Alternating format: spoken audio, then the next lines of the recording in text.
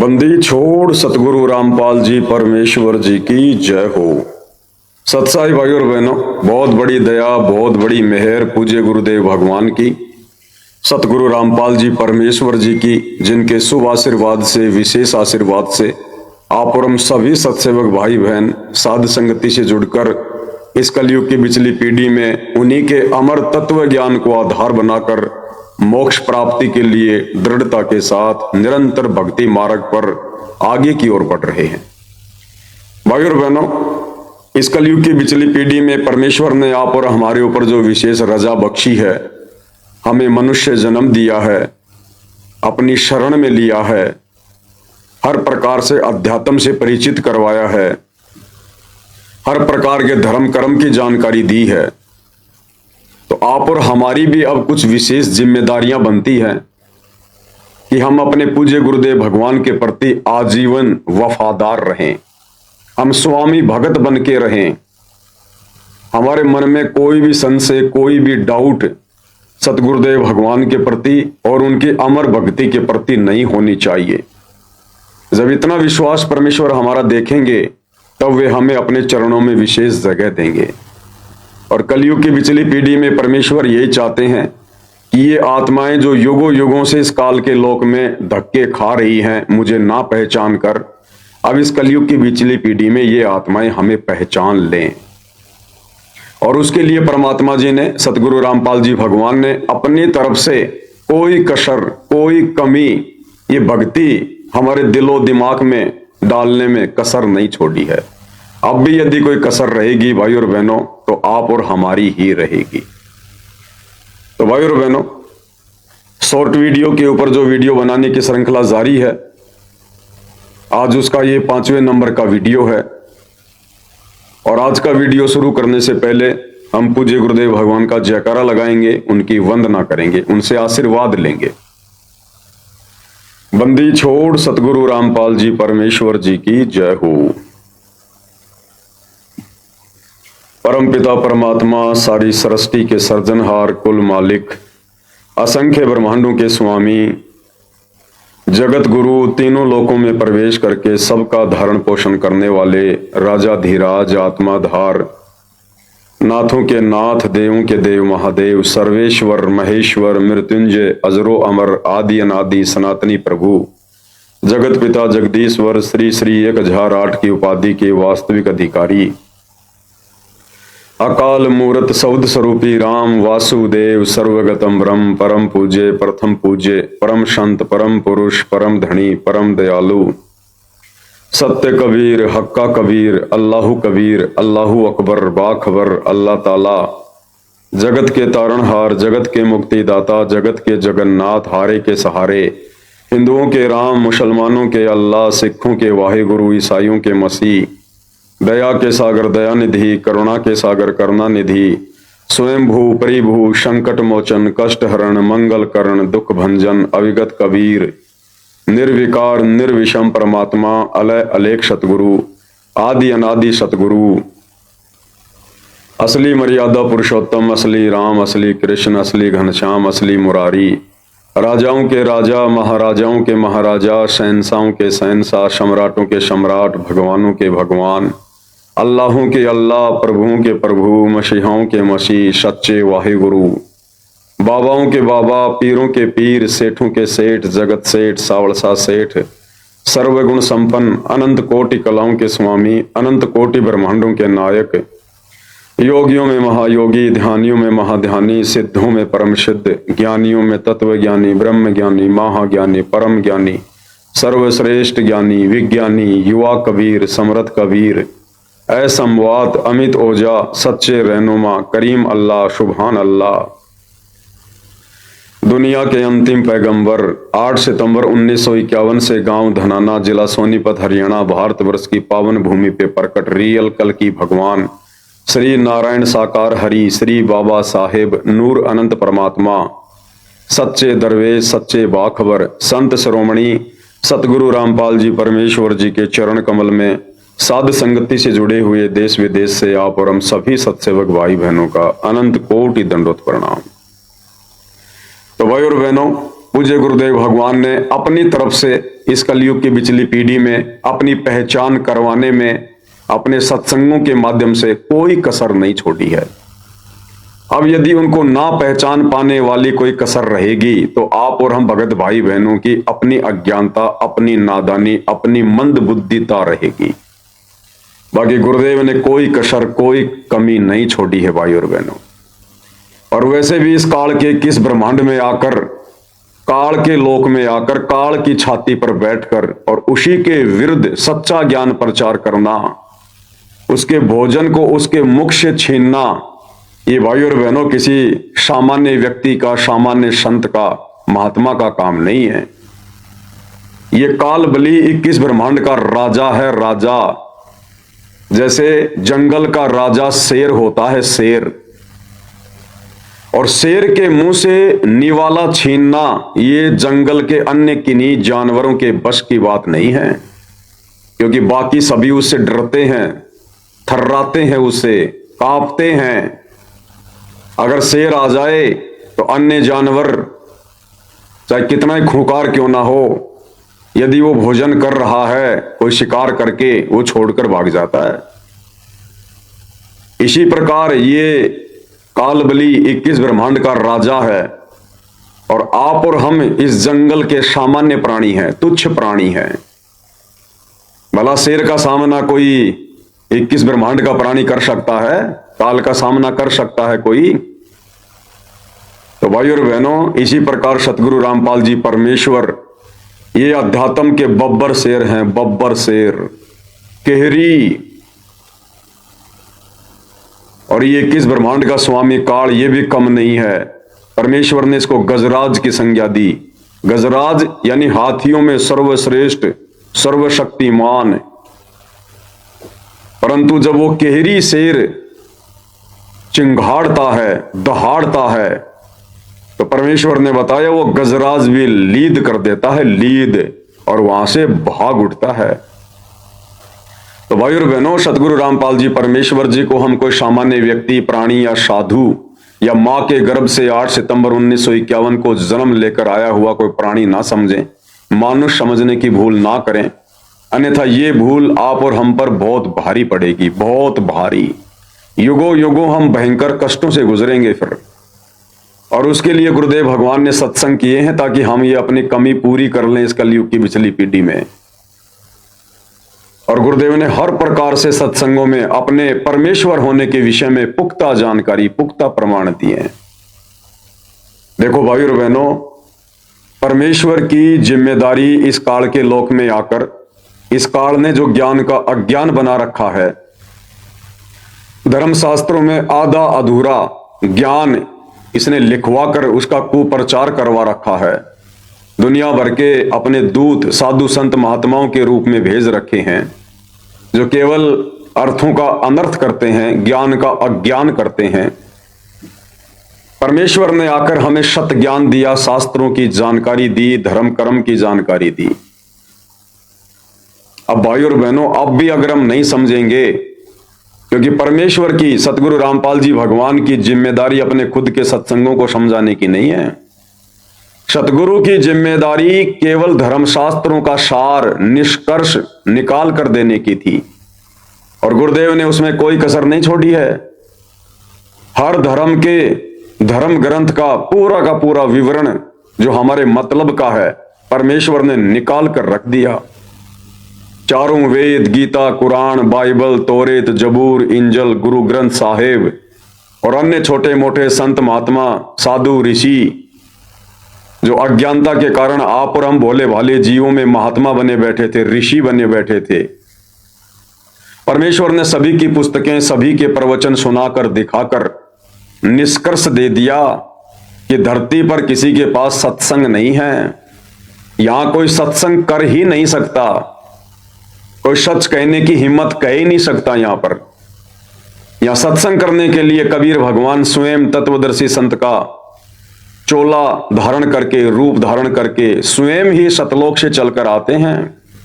वे स्वयं ही सत्संग कर सकते हैं, सच कह सकते हैं, और उसके बाद उनसे परिचित, उनके शरण में आने के बाद उनके बच्चे सच कह सकते हैं। अन्यथा 21 ब्रह्मांड में सच कहने की यहां किसी की औकात नहीं है और ना किसी को यहां सच का पता है। तो भाई और बहनों, गुरुदेव ने एक सत्संग के माध्यम से बखूबी अपनी पहचान करवाने की पूरी कोशिश की है। अब हम कितना पहचानेंगे, कितना समझेंगे उनके संकेतों को, उनके सत्संगों को, ये आप और हमारे संस्कार और हमारी बुद्धि स्तर के ऊपर निर्भर करता है। तो शॉर्ट वीडियो में एक छोटा सा सत्संग पूज्य गुरुदेव भगवान का, लगभग 20 से 25 सेकंड का। और गुरुदेव भगवान ने यहां पर काल के विषय में यह जानकारी देते हुए कि वो गुप्त रहता है, गुप्त। और गुरुदेव ने कहा कि वो गुप्त क्यों रहता है? क्या बाप, क्या एक पिता अपने संतान से छुप के रहना चाहेगा? क्या एक बाप अपने संतान से छुप के रहता है? वो बाप, वो पिता अपने संतान से छुप कर रहेगा जिसमें कोई खोट है, जिसमें कोई दोष है। और गुरुदेव ने सृष्टि रचना के माध्यम से बता दिया कि इस काल में क्या दोष था, इसने क्या गलती की जिस कारण से इसको शराप लगा, ये दंड का भागी बना। और उसके तहत ये अपनी ही संतान, यानी 21 ब्रह्मांड में आने के बाद आप और हम सभी भाई बहन काल और दुर्गा की संतान कहलाती हैं। ये अपने ही बच्चों से, अपने ही संतानों से छुप के रहता है। ब्रह्मा विष्णु महेश तो सीधे सीधे इसके पुत्र हैं। ये उनको भी अपनी शक्ल सूरत नहीं दिखाता, अपने ओरिजिनल रूप में उनके सामने नहीं आता। और आगे गुरुदेव भगवान ने निर्णय दिया कि वो परमात्मा वो छुप के नहीं रहता, वो परमात्मा सर्व के समक्ष आता है, तत्वदर्शी संत बन के आता है, अपने रूप को हल्का करके आता है, अपने आप को छुपा कर ज्ञान प्रचार करता है। और आज से पहले हम उसको पहचान नहीं पाए। और आगे गुरुदेव ने कहा कि अब पहचानेंगे, अब पहचानेंगे। क्या कह रहे हैं गुरुदेव भगवान? ध्यान से सुनिए भाई और बहन। मेरा अटल सिद्धांत है, मैं अपनी योग माया से छुपा रहता हूं, किसी के सामने नहीं आता। और ये भगवान ने सृष्टि रचना बताई थी कबीर परमात्मा ने कि इसने गलती करता है, ये 1 लाख जीवों को, मनुष्य शरीरधारियों को रोज खाता है। यहाँ बुटड़ खाना खोल रखा है इसने, कहीं दुर्घटना में मर गए, किधर फ्लड आ गई, कहीं पर और कारण हो गया। 1 लाख को रोज काटता है और उसका आहार करता है, इसलिए छुपा रहता है। इसके अंदर दोष है कोई ना? पिता अपनी छुप कर रहता है। हमारा असली पिता पूर्ण परमात्मा परम अक्षर ब्रह्म कबीर साहब है, वो हमारे पास घूमते रहे, लेकिन हम पहचान नहीं सके क्योंकि हमारे पास उनको पहचानने वाला वो चश्मा नहीं था।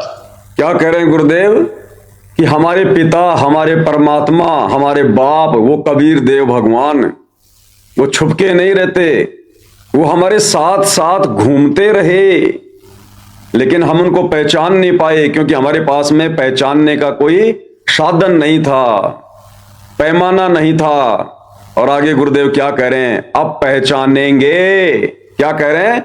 अब पहचानेंगे। सुनिए, अब वो ऐनक दास देगा आपको, उससे देखना अपने भगवान को, अब पहचानोगे।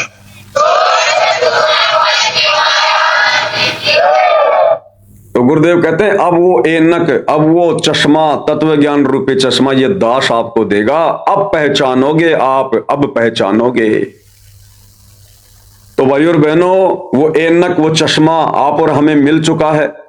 1994 से परमात्मा वो ऐनक, वो चश्मा बांट रहे हैं, अपने तत्व ज्ञान का प्रचार प्रसार कर रहे हैं। तो क्या अब हमने उस परमात्मा को पहचान लिया? नहीं पहचाना भाई और बहनों, नहीं पहचाना। गुरुदेव कह रहे हैं कि अब पहचानेंगे, वो हमारे साथ साथ रहता है, अब पहचानेंगे। लेकिन कितनों ने पहचाना? केवल चंद आत्माओं ने पहचाना, केवल चंद आत्माओं ने। बाकी सतलोक आश्रमों से जुड़े हुए हमारे भाई बहन तो उसी दाढ़ी मूछ वाली कबीर जी की समझे जाने वाली, परमात्मा की समझे जाने वाली मुर्दा फोटो को ही भगवान मान रहे हैं। वो भी नहीं पहचान पाए अभी तक। गुरुदेव कह रहे हैं वो हमारे साथ साथ घूमते हैं। अब वो दाढ़ी मूछ वाली फोटो, उसके पैर नहीं है, वो चल नहीं सकती हमारे साथ साथ, वो फिर नहीं सकती, घूम नहीं सकती हमारे साथ साथ। सन 1994 में से कौन चल रहे हैं, कौन घूम रहे हैं, कौन गांव गांव जाकर लोगों की गालियां खाकर, गुंडा और गुंडा कहलवाकर आप और हमारे तक ज्ञान पहुंचा रहा है? वो पहुंचाएगा जिसकी हम संतान हैं, जिसे अपने बच्चों की चिंता है, तो हमारे साथ साथ घूमते रहे गुरुदेव भगवान सन 1994 से, लेकिन हम उनको पहचान नहीं पा रहे थे। अब परमेश्वर ने 2014 बरवाला कांड के बाद साध संगतियां शुरू की, आप और हमें वो चश्मा दिया, वो ऐनक दिया, और साध संगतियों का एक ही लक्ष्य होता है, एक ही टारगेट होता है, गुरु को ही परमेश्वर के रूप में हृदय से स्वीकार करना। तो अब आप और हम भगत भाई बहनों ने जो साध संगति से जुड़े हुए हैं, केवल उन्होंने पहचाना है, बाकी किसी ने नहीं पहचाना। किसी ने भी बस उस दाढ़ी मूंछ वाली कबीर जी के समझे जाने वाली फोटो को ही परमात्मा मान लिया, लेकिन उस फोटो को परमात्मा मानने से आप और हमारी बात नहीं बनेगी। गुरुदेव तो हमारे साथ साथ थे, लेकिन हम उनको पहचान नहीं पा रहे थे, क्योंकि वो अपने आप को छुपा रहे थे, अपने आप को भगवान से अन्य सिद्ध कर रहे थे। एक दास, एक भगत, एक संदेशवाहक, परमात्मा की आत्मा। फिर उन्होंने हमारे को चश्मा दिया, ऐनक दिया, तत्व ज्ञान दिया कि मेरे बच्चे मुझे पहचान लेंगे, और उन्हीं के आशीर्वाद से साध संगति से जुड़कर आज आप और हम सभी भगत भाई बहनों ने अपने परमपिता परमेश्वर को, अपने भगवान को बखूबी पहचान लिया है, सतगुरु रामपाल जी के रूप में। तो एक बार पुनः सुनिए गुरुदेव भगवान के आशीर्वाद से गुरुदेव भगवान क्या कह रहे हैं। मेरा एक अटल सिद्धांत है, मैं अपने योग माया से छुपा रहता हूं, किसी के सामने नहीं आता।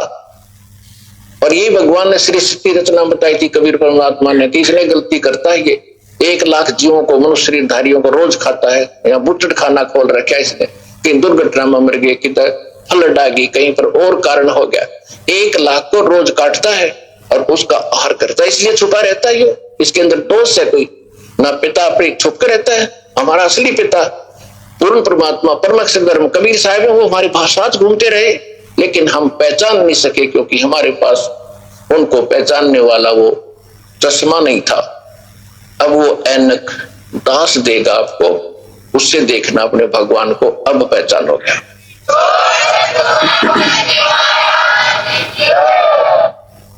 अभी सत्संग को सुनकर बहुत सारे भगत भाई बहन कह सकते हैं कि जी वो परमात्मा तो कबीर जी हैं, गुरु जी तो हमें उसकी फोटो भी दिया करते थे नाम दीक्षा के समय, दाढ़ी मूंछ वाली, कि बच्चों इस फोटो को अपने घर में रखना, अपने दरबार में रखना। तो गुरु जी ने जिस कबीर भगवान की पहचान करवाई है, वो तो दाढ़ी मूंछ वाले कबीर जी हैं। और दाढ़ी मूंछ वाली फोटो के विषय में गुरु जी कह रहे हैं कि बच्चों तुम अब पहचानोगे अपने कबीर भगवान को, अब पहचानोगे तुम अपने कबीर भगवान को। तो भाई और बहनों, गुरुदेव भगवान हमें उस दाढ़ी मूंछ वाली फोटो के विषय में नहीं कह रहे हैं, इस बहम में मत रहना।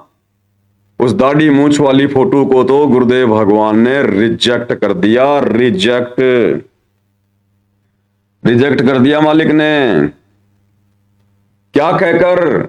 एक सत्संग में गुरुदेव ने बिल्कुल क्लियर कर दिया कि हम जो चित्र देखते हैं प्रभु का, कौन सा? दाढ़ी मूंछ वाला।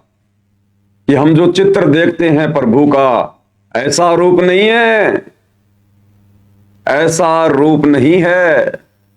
वो तो किसी भी रूप में कभी भी आकर प्रकट हो जाता है, अपनी आत्माओं को ज्ञान देता है, शतलोक की जानकारी देता है।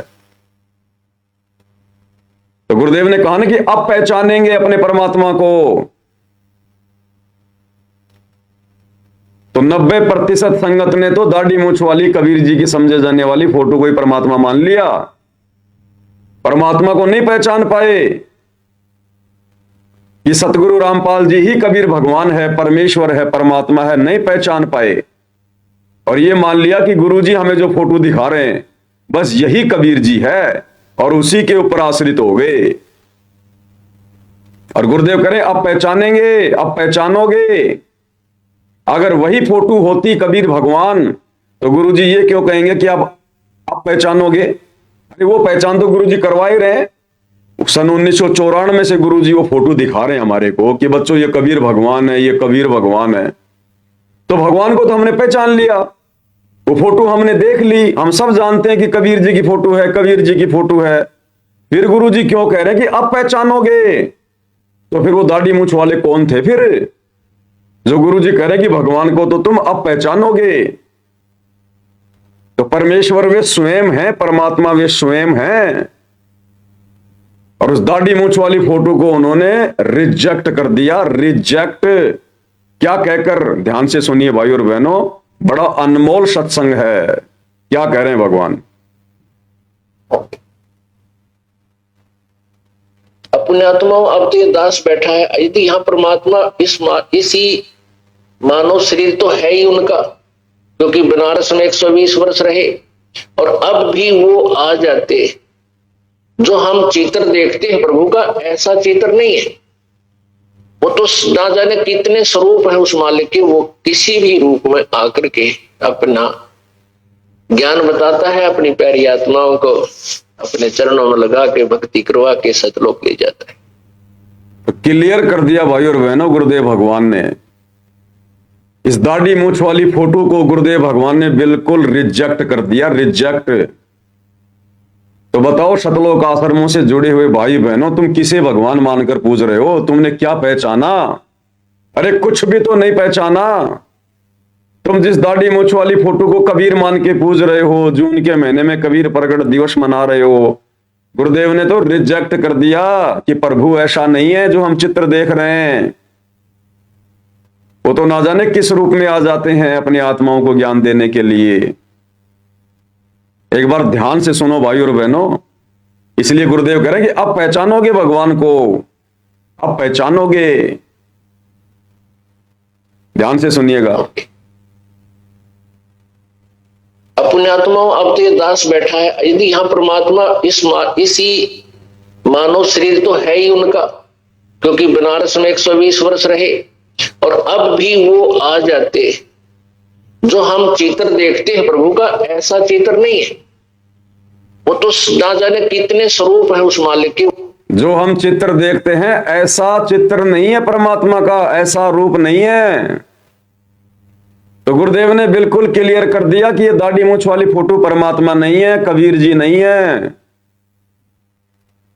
और कह दिया कि अब पहचानोगे अपने परमात्मा को, वो तो तुम्हारे साथ साथ ही घूमता है। तो फिर किसको पहचानेंगे? दाढ़ी मूंछ वाली को तो रिजेक्ट कर दिया, जिसको संगत अपना कबीर भगवान मान के बैठी थी। और गुरुदेव कह रहे कि अब पहचानोगे। तो बताओ फिर और बच कौन गया पहचानने के लिए? अब बच गए सतगुरु रामपाल जी। तो कौन हुए सतगुरु रामपाल जी? स्वयं कबीर भगवान, कबीर परमात्मा, आत्मा के पिता परमेश्वर। तो ये है वो बंदी छोड़, वो परमात्मा, सतगुरु, भक्ति मुक्ति का दाता, जिसको ना पहचान कर आप और हम भाई बहन असंख्य युगों से इसी काल के लोक में धक्के खा रहे थे, 84 लाख योनियां भोग रहे थे। सन 1994 से वर्तमान समय तक परमेश्वर को इतना संघर्ष केवल इसी बात के लिए करना पड़ रहा है, ज्ञान देने के लिए नहीं, अपनी पहचान करवाने के लिए। अरे ज्ञान तो वही था जो परमेश्वर ने 1994 से 1997 तक दिया। सारा ज्ञान, सारे सत्संग, सारा निष्कर्ष गुरुदेव ने 1994 से 2000 तक के सत्संगों में दे रखा है। उसके बाद गुरुदेव ने आप और हमें शास्त्रों से परिचित करवाने के लिए ये वेद, गीता, कुरान, पुराण, बाइबल ये दिखाने पड़े। अन्यथा गुरुदेव ने जो सत्संग किए हैं 1994 से सन 2000 तक, रियल सत्संग तो वही हैं, और उन्होंने क्लियर कर रखा उन सत्संगों में। अब भी यदि हम नहीं पहचानेंगे और अपने गुरु को एक मानुष मानते रहेंगे और परमात्मा उसी कागज के टुकड़े को मानते रहेंगे, दाढ़ी मूंछ वाली फोटो को, फिर हमारा कैसे भला होगा? हम कैसे अपने घर जा पाएंगे अगर परमात्मा की पहचान नहीं हुई तो? अगर हमें यही विश्वास नहीं बना, क्योंकि जिसको हम कबीर भगवान मान के बैठे थे उसको तो गुरु जी ने रिजेक्ट कर दिया कि ऐसा चित्र नहीं है परमात्मा का, उनका रूप ऐसा नहीं है। बताओ फिर और कौन भगवान बच गया? फिर तो सतगुरु रामपाल जी बच गए, ये तत्वदर्शी संत बच गया। तो कौन हुआ कबीर भगवान? ये स्वयं हुए, स्वयं। एक बार फिर से पूरा सत्संग सुनिए भाई और बहनों। और आगे गुरुदेव भगवान कह रहे हैं कि अब ये आप लोगों ने सोचना है, ये आप लोगों ने देखना है, आप लोगों ने सोचना है। अब आप इस बात को पहचान कर कैसा व्यवहार करोगे दास के साथ में।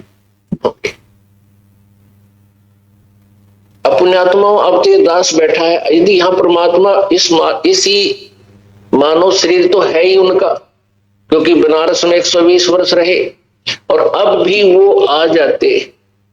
जो हम चित्र देखते हैं प्रभु का, ऐसा चित्र नहीं है। वो तो ना जाने कितने स्वरूप है उस मालिक के, वो किसी भी रूप में आकर के अपना ज्ञान बताता है, अपनी प्यारी आत्माओं को अपने चरणों में लगा के भक्ति करवा के सतलोक ले जाता है। अब आज हम भगवान की तलाश कर रहे हैं। अब आगे ध्यान से सुनना। और परमात्मा क्या अनमोल वस्तु है, क्या अनमोल है, कितना उसके अंदर गुण है। यदि आज हमें वो मिल जाए, आपके सामने आ जाए, तो आपकी क्या स्थिति होगी? एक बार सोचना, जो भक्त आत्माएं हैं गहराई से सोचे। क्या करें गुरुदेव भगवान कि हमें भगवान की तलाश, हमें परमात्मा की तलाश, उसके लिए हम भटक रहे हैं। और अगर आज वो परमात्मा आपके सामने आ जाए, आपसे बातें करे, आपको सत्संग सुनाए, तो आप आत्माओं की कैसी स्थिति होगी? गुरुदेव कह रहे हैं एक बार जोर देकर सोचो, जो पुण्य आत्माएं हैं, एक बार जोर देके सोचो। यानी भाई और बहनों, गुरुदेव भगवान ये तो कह नहीं रहे कि मैं कबीर हूं, मैं परमात्मा हूं, लेकिन संकेतों में कहने में कोई कमी नहीं छोड़ रहे। और उस कागज वाली फोटो को रिजेक्ट करके कि प्रभु का ऐसा चित्र नहीं है, ऐसा रूप नहीं है, और स्वयं को कबीर भगवान सिद्ध कर दिया। और कह रहे हैं जिस भगवान के लिए हम भटक रहे हैं युगों युगों से, अब वो भगवान अगर तुम्हारे सामने आ जाए, तो पुण्यात्माओं उस परमात्मा के साथ में तुम कैसा व्यवहार करोगे? और आगे गुरुदेव कह रहे हैं, मान लो इस आश्रम में इस दास की जगह वो कबीर भगवान आ गए और आपके सामने बैठ के सत्संग कर रहे हैं। अब बताओ तुम्हारी कैसी स्थिति होगी? फिर इस दास के साथ में, अपने गुरु के साथ में तुम कैसा व्यवहार करोगे? फिर क्या फिर भी उस कागज की मुर्दा फोटो को भगवान मान के पूजोगे? उसका कबीर प्रकट दिवस मनाओगे? उसी को अपने दरबार में रखोगे? जब ये पता चल जाए कि हमारा गुरु ही कबीर भगवान है। ध्यान से सुनो भाई और बहनों। अब जैसे भूखे को भोजन सामने मिल जाए और निर्धन को सामने धन की थैली नजर आवे, तो कैसी तड़फ होगी उसकी।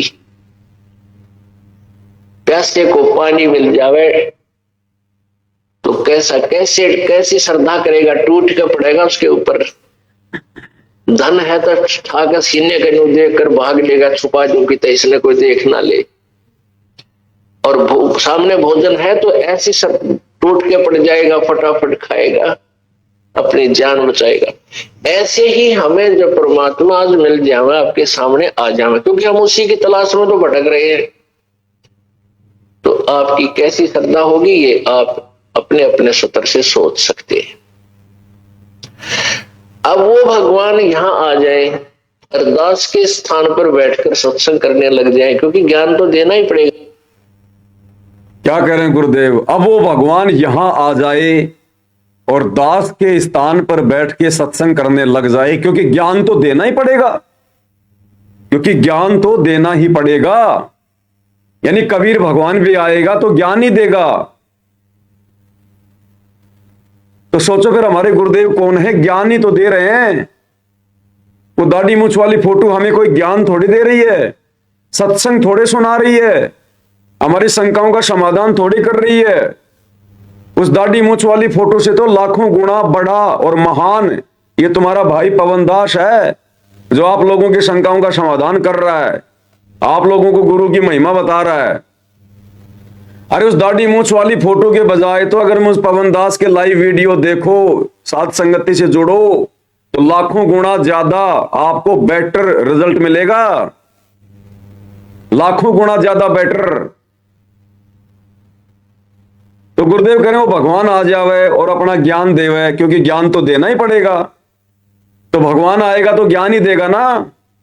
अरे मान लो वो दाढ़ी मूछ वाला कबीर भी आएगा तो वो भी तो ज्ञान ही देगा, बिना ज्ञान के लेके जाएगा क्या सतलोक?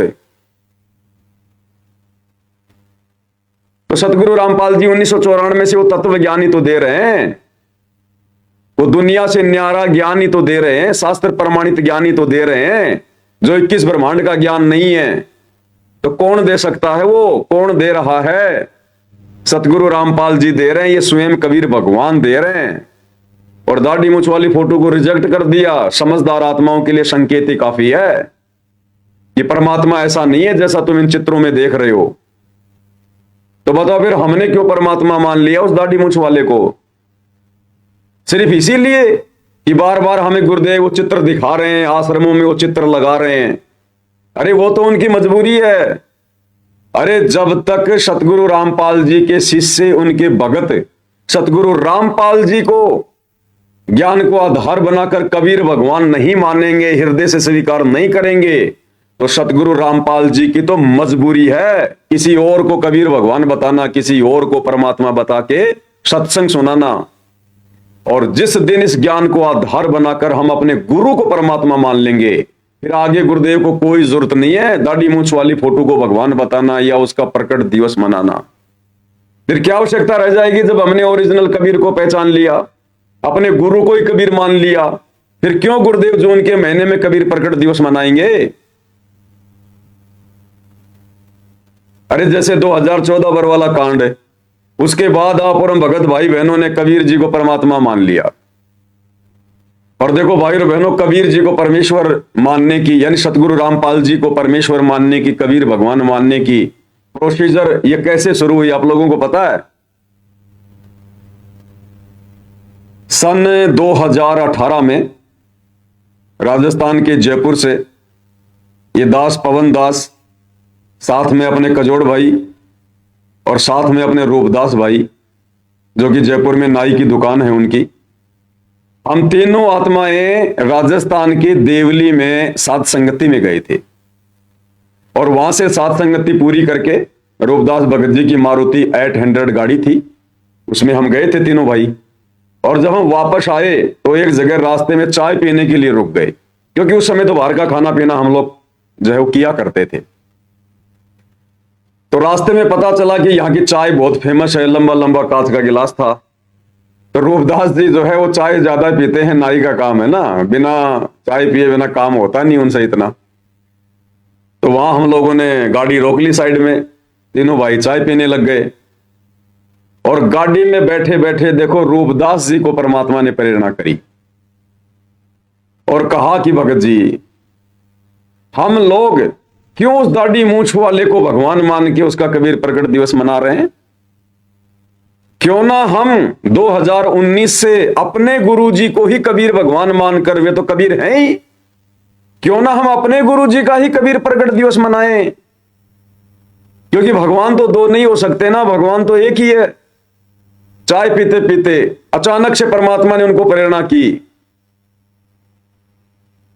तो बीच में फिर कजोड़ भगत जी बोले, भाई बात तो बिल्कुल सही है, भाई बिल्कुल सही बात है भाई, जो हमें ज्ञान दे रहा है, जो हमें नाम दे रहा है, हमें सत्संग सुना रहा है, हमारे लिए गालियां खा रहा है, संघर्ष कर रहा है, तो हमारे लिए तो वही हमारा भगवान हो गया। और अगर वो दाढ़ी मूछ वाला भगवान है तो फिर वो सामने क्यों नहीं आ रहा? फिर वो आकर सत्संग क्यों नहीं सुना रहा? वो फिर काल की तरह छुपके क्यों रहता है अगर वो दाढ़ी मूछ वाला ही भगवान है तो? और भाई और बहनों, ये पीछे जो गुरुदेव भगवान ने अभी बताया आपको कि पुण्यात्माओं, उस प्रभु का रूप ऐसा नहीं है। यानी गुरुदेव खुद दाढ़ी मूछ को रिजेक्ट कर रहे हैं, क्योंकि वर्तमान में संगत जिस फोटो को, जिस चित्र को भगवान मान के पूज रही है, उसके तो दाढ़ी मूछ हैं। और गुरुदेव ने कह दिया कि प्रभु का ऐसा चित्र नहीं है जो हम ये चित्र देख रहे हैं, प्रभु ऐसा नहीं है। इसका मतलब गुरुदेव ने क्लियर कर दिया कि वो दाढ़ी मूछ वाला नहीं है, वो कबीर भगवान, वो दाढ़ी मूछ नहीं रखता, वो बिना दाढ़ी मूछ के है। और दास ने तो 1 लाख रुपए की नगद घोषणा कर रखी है कि सतगुरु रामपाल जी का कोई भी भगत ये साबित कर दे कि सतलोक में कबीर परमात्मा के दाढ़ी मूछ है। और देखो गुरुदेव इस सत्संग में बिल्कुल क्लियर कर रहे हैं कि ऐसा चित्र नहीं है प्रभु का। एक बार फिर से सुनो भाई और बहनों, अपने आत्माओं, अब तो ये दास बैठा है, यदि यहाँ परमात्मा इसी मानव शरीर तो है ही उनका, क्योंकि बनारस में 120 वर्ष रहे और अब भी वो आ जाते। अब सुनो, जो हम चित्र देखते हैं प्रभु का ऐसा चित्र नहीं है। जो हम चित्र देखते हैं प्रभु का ऐसा चित्र नहीं है। तो बताओ फिर संगत ने क्यों इसको कबीर भगवान मान लिया? गुरुदेव तो इसको रिजेक्ट कर रहे हैं, अपने सत्संग में रिजेक्ट कर रहे हैं। बहुत सारे भाई बहन कहते हैं ना कि भाई तुम लोग इस दाढ़ी मूंछ वाली फोटो को भगवान क्यों नहीं मानते, गुरुजी ने तो खुद बताया। तो गुरुजी तो खुद देखो रिजेक्ट भी कर रहे हैं। अभी रिजेक्ट वाली बात भी तो माननी पड़ेगी। अब गुरुजी ने इस फोटो को भगवान बताया, वो हमें समझ में आ गया, क्योंकि भाई शुरुआत में उनकी मजबूरी थी। अगर वे खुद को कबीर जी कहते तो कोई उनके सत्संग भी ना सुनता। इसलिए गुरुदेव ने अपने आप को छुपाकर स्वयं कबीर होते हुए और आप और हमारे तक ये ज्ञान पहुंचाने के लिए इस दाढ़ी मूंछ वाली फोटो को सामने रखकर कहा कि कबीर भगवान। लेकिन भैया 30 साल हो गई, अब 30 साल ज्ञान बतेरा दे लिया गुरुदेव ने। अब हमने गुरु को परमात्मा मानना पड़ेगा, पहचानना पड़ेगा। तो अब गुरुदेव उसी फोटो को, संगत जिस कबीर की समझे जाने वाली नकली फोटो को, दाढ़ी मूंछ वाली फोटो को, कागज के टुकड़े को अपना कबीर भगवान मान के पूज रही है, सतगुरु रामपाल जी उसे रिजेक्ट कर रहे हैं। रिजेक्ट। पुण्यात्मा, हम जो चित्र देख रहे हैं ऐसा चित्र नहीं है प्रभु का। तो इस चित्र में तो दाढ़ी मूंछ है, तो क्या भगवान के दाढ़ी मूंछ नहीं है क्या? हाँ, नहीं है भगवान के दाढ़ी मूंछ। भगवान हमारे सामने बैठे सत्संग कर रहे, हमारे गुरु के रूप में आ गए भगवान। तत्वदर्शी संत की भूमिका कौन निभाएगा? इस काल के लोक में आके सत्संग कौन कर सकता है? भगवान। तो सत्संग कौन कर रहे हैं? सतगुरु रामपाल जी। कौन हुए सतगुरु रामपाल जी? और गुरुदेव ने कहा कि बच्चों, अपने द्वारा रची गई सृष्टि को वो कबीर भगवान ही बता सकता है। एक जीव क्या बता दे? तो 94 से कौन बता रहे हैं सृष्टि रचना? सत्संग कौन कर रहे हैं? तत्वदर्शी संत की भूमिका में कौन है? और अब गुरुदेव साफ साफ रिजेक्ट कर रहे हैं इस कागज के टुकड़े को, दाढ़ी मूंछ वाली फोटो को।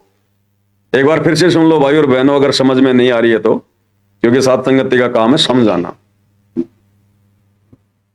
अपने आत्माओं, अब तो ये दास बैठा है, यदि यहाँ परमात्मा इसी मानव शरीर तो है ही उनका, सुनो, क्योंकि बनारस में 120 वर्ष रहे। अब सुनो, और अब भी वो आ जाते। जो हम चित्र देखते हैं प्रभु का, ऐसा चित्र नहीं है। वो तो ना जाने कितने स्वरूप है उस मालिक के, वो किसी भी रूप में आकर के अपना ज्ञान बताता है, अपनी प्यारी आत्माओं को अपने चरणों में लगा के भक्ति करवा के सतलोक ले जाता है। तो बताओ भाई और बहनों, हाथ कंगन को आरसी क्या, पढ़े लिखे को फारसी क्या, और क्या प्रमाण चाहिए? अब क्या सबूत चाहिए इससे ज्यादा? अब गुरुदेव खुल्लम खुल्ला नहीं कहेंगे भाई, उनका भी काल के साथ एग्रीमेंट है। और परमेश्वर कलयुग की पिछली पीढ़ी में जो जो आत्माएं ज्ञान को आधार बनाकर भक्ति करेंगी, उन्हीं को सतलोक लेकर जाएंगे। अगर इन्होंने खुल्लम खुल्ला ही बताना होता तो भाई और बहनों, आप और हमें शिक्षा देने की आवश्यकता नहीं थी, हमें पढ़ा लिखा इंसान बनाने की जरूरत नहीं थी, अक्षर ज्ञान से युक्त कराने की जरूरत नहीं थी। पिछले 15-20 वर्षों से धर्मशास्त्रों को खोल खोल के दिखाने की जरूरत नहीं थी। दुनिया में गुंडा और बुंडा कहलवाने की जरूरत नहीं थी। ये तत्व ज्ञान देने की जरूरत नहीं थी। सीधा सीधा हाथ पकड़ के ले जाते परमात्मा। ये तो समर्थ है, फिर इनको रोक कौन देगा? अगर ये सतलोक ले जाना चाहें तो काल की औकात है क्या हमें रोक देंगे? इनका हाथ पकड़ने वाला कौन है किस ब्रह्मांड में?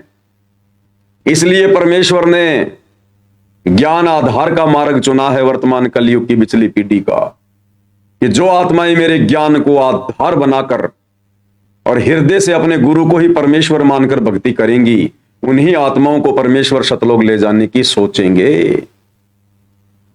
तो इस फोटो को गुरुदेव ने बिल्कुल रिजेक्ट कर दिया, बिल्कुल रिजेक्ट। अब तो कम से कम भगत भाई बहनों के समझ में आ जानी चाहिए कि सतगुरु रामपाल जी परमेश्वर कौन है। और एक छोटा सा सत्संग आपको और सुनाते हैं भाई और बहनों।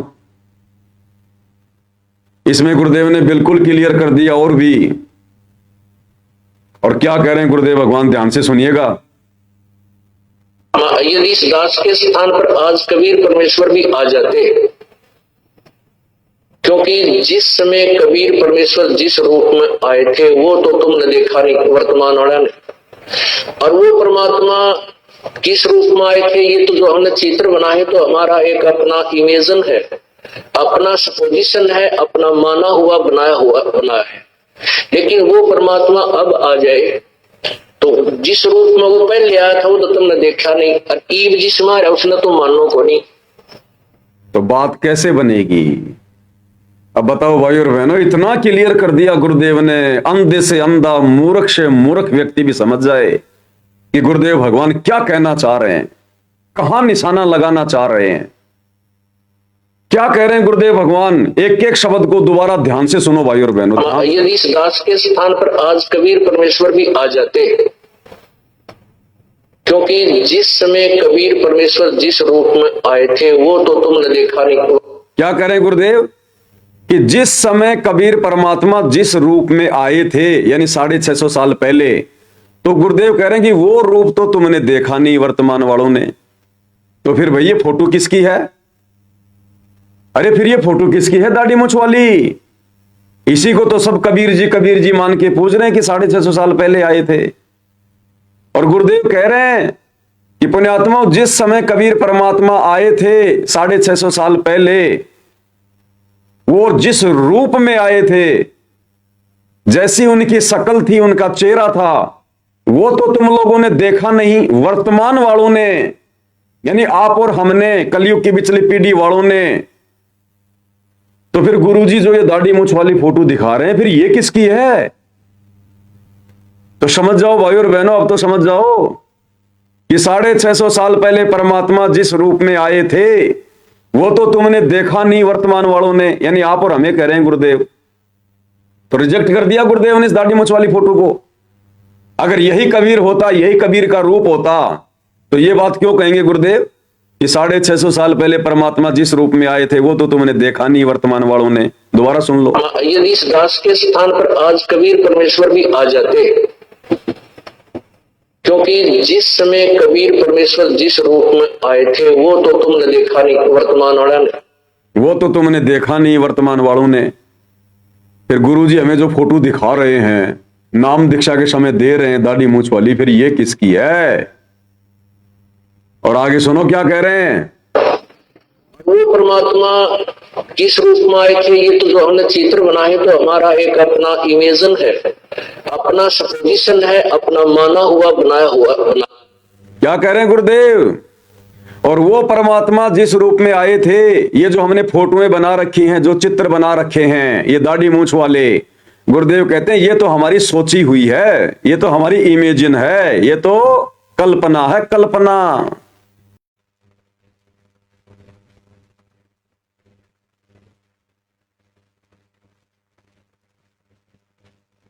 बीच में थोड़ा भाई और बहनों इंटरनेट का दिक्कत आ जाता है, कभी कभार डिस्कनेक्ट हो जाता है बीच में।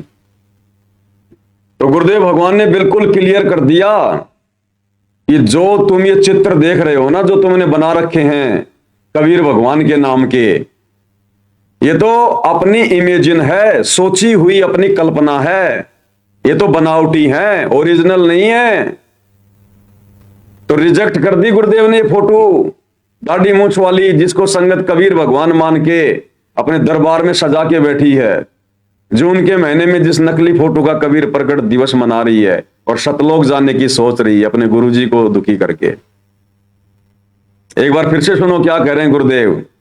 ये तो तुम्हारी इमेजिन है, इमेजिन, कल्पना। आए थे वो तो तुमने देखा नहीं वर्तमान वाला ने, और वो परमात्मा किस रूप में आए थे, ये तो जो हमने चित्र बनाए तो हमारा एक अपना इमेजन है, अपना सपोजिशन है, अपना माना हुआ बनाया हुआ बना है। लेकिन वो परमात्मा अब आ जाए। और आगे क्या कह रहे हैं अब गुरुदेव भगवान कि 650 साल पहले परमात्मा जिस रूप में आए थे वो तो तुमने देखा नहीं, और वर्तमान में वो जिस रूप में आ जाएं उसको तुम मानोगे नहीं। यानी गुरुदेव कहना चाह रहे हैं कि वर्तमान में मैं खुद आ गया, अब मुझे तुम मानोगे नहीं, तो मोक्ष होगा कैसे, सतलोक जाओगे कैसे? क्या कह रहे हैं कि 650 साल पहले वो भगवान जिस रूप में आए थे वो तो तुमने देखा नहीं, और वर्तमान में जो आया हुआ है अगर वो आ जाए उसको तुम मानो नहीं, तो मोक्ष कैसे होगा? फिर सुनो। जिस रूप में वो पहले आया था वो तुमने देखा नहीं, और ईब जिसमें है उसने तुम मानो को नहीं। तो फिर कैसे बात बनेगी, फिर कैसे मोक्ष होगा? अब इससे ज्यादा खुलकर और क्या कहेंगे गुरुदेव भगवान, बिल्कुल क्लियर कर दिया परमात्मा ने। इसलिए भाई और बहनों, हम सत्सेवकों ने उस दाढ़ी मूछ वाली फोटो को, जो लाखों की भोली भाली संगत बेचारी कबीर मान के पूज रही है, हमने उस फोटो को रिजेक्ट कर दिया, उस फोटो को फाड़ फाड़ के फेंक दिया, हमने अपने घरों से बाहर निकाल दिया और अपने घर पर, अपने दरबार में केवल गुरुदेव भगवान की ही फोटो रखी है। एकमात्र उन्हीं की तस्वीर रखी हमने, ओरिजिनल कबीर की, जिंदा कबीर की, रियल कबीर की। और क्या कह रहे हैं गुरुदेव भगवान, हम नादान भक्तों की वो भ्रमणा जड़ से खत्म करना चाह रहे हैं, जड़ से, कि तुम अपनी अज्ञानता के चलते जो इस दाढ़ी मूछ वाली कबीर जी की समझे जाने वाली फोटो को, जो कि बनावटी है, इमेजिन है, नकली है, तुम जो इसको भगवान मान बैठे हो ना, ये दिलो दिमाग से निकाल दो।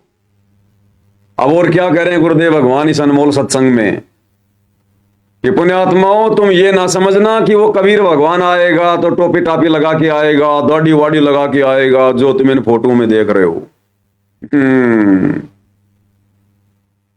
क्या कह रहे हैं भाई और बहनों, ध्यान से सुन लो, अपने विषय में क्या बता रहे हैं गुरुदेव, क्या समझाना चाह रहे हैं। और उस दाढ़ी मूछ वाली फोटो को, उस सिर पे टोपा, दाढ़ी वाड़ी, मूछ वाछ, गुरुदेव उसको रिजेक्ट कर रहे हैं कि ये ना सोचना कि आज भी अगर वो कबीर भगवान आएगा तो दाढ़ी वाड़ी लगा के आएगा, टोपा टापा पहन के आएगा। सुनिए क्या कह रहे हैं गुरुदेव भगवान, अनमोल सत्संग। आज ये दास आपके पास है और अब कबीर परमात्मा आ जाए। अब जरूरी नहीं है वो कबीर भगवान इस स्वरूप में जो आप रोज देखते हो, दाढ़ी दूढ़ी बढ़ाकर टोपी टापी पहन के ना, वो किसी भी रूप में आ सकता है। और यहाँ इस दास के स्थान पर वो परमेश्वर आ जाए और आपके साथ ऐसे ही ज्ञान देवे, आपको आशीर्वाद देवे, मिले, सत्संग करें, तो आप उनके साथ क्या व्यवहार करोगे। अब जो पुण्यात्मा है वो तो समझ गए होंगे क्या व्यवहार कराएंगे, कि परमात्मा की तलाश है, परमात्मा सामने, फिर व्यवहार के फिर तो समर्पण होगा। तो कहने का भाव ये है कि जैसे ये दास उस परमेश्वर का ही स्वरूप मानना होगा। कैसे, जैसे एक क्लियर कर दिया गुरुदेव भगवान ने, क्लियर, कि जो पुण्यात्मा है वो तो समझ गई होंगी, जो पुण्यात्मा है, जो विशेष आत्मा है, जो अधिकारी आत्मा है, गुरुदेव कह रहे हैं वो तो समझ गई होंगी कि भाई फिर व्यवहार क्या, फिर तो समर्पण करेंगे, समर्पण। तो गुरुदेव कहना चाह रहे हैं कि नादानो, वो कबीर भगवान तुम्हारे सामने बैठा, तुम्हारा गुरु, तत्वदर्शी संत, और परमात्मा मानकर कि मम संत मुझे जान मेरा ही स्वरूपम, समर्पित हो जाओ, समर्पित, अग्रम अग्रम की अब कोई गुंजाइश नहीं होनी चाहिए। अब इससे ज्यादा और क्या समझाएंगे गुरुदेव। इसीलिए परमात्मा कहते हैं शब्द सैन सतगुरु की पहचान है, वो पावे अटल सुहाग रे।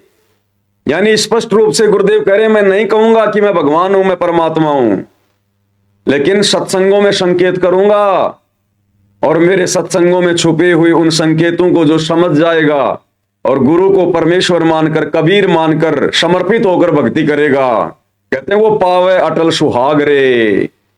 शब्द सैन सतगुरु की पहचान है, वो पावे अटल सुहाग रे। वही आत्मा अटल सुहाग यानी शतलोक को प्राप्त करेगी, उस परमेश्वर को प्राप्त होगी।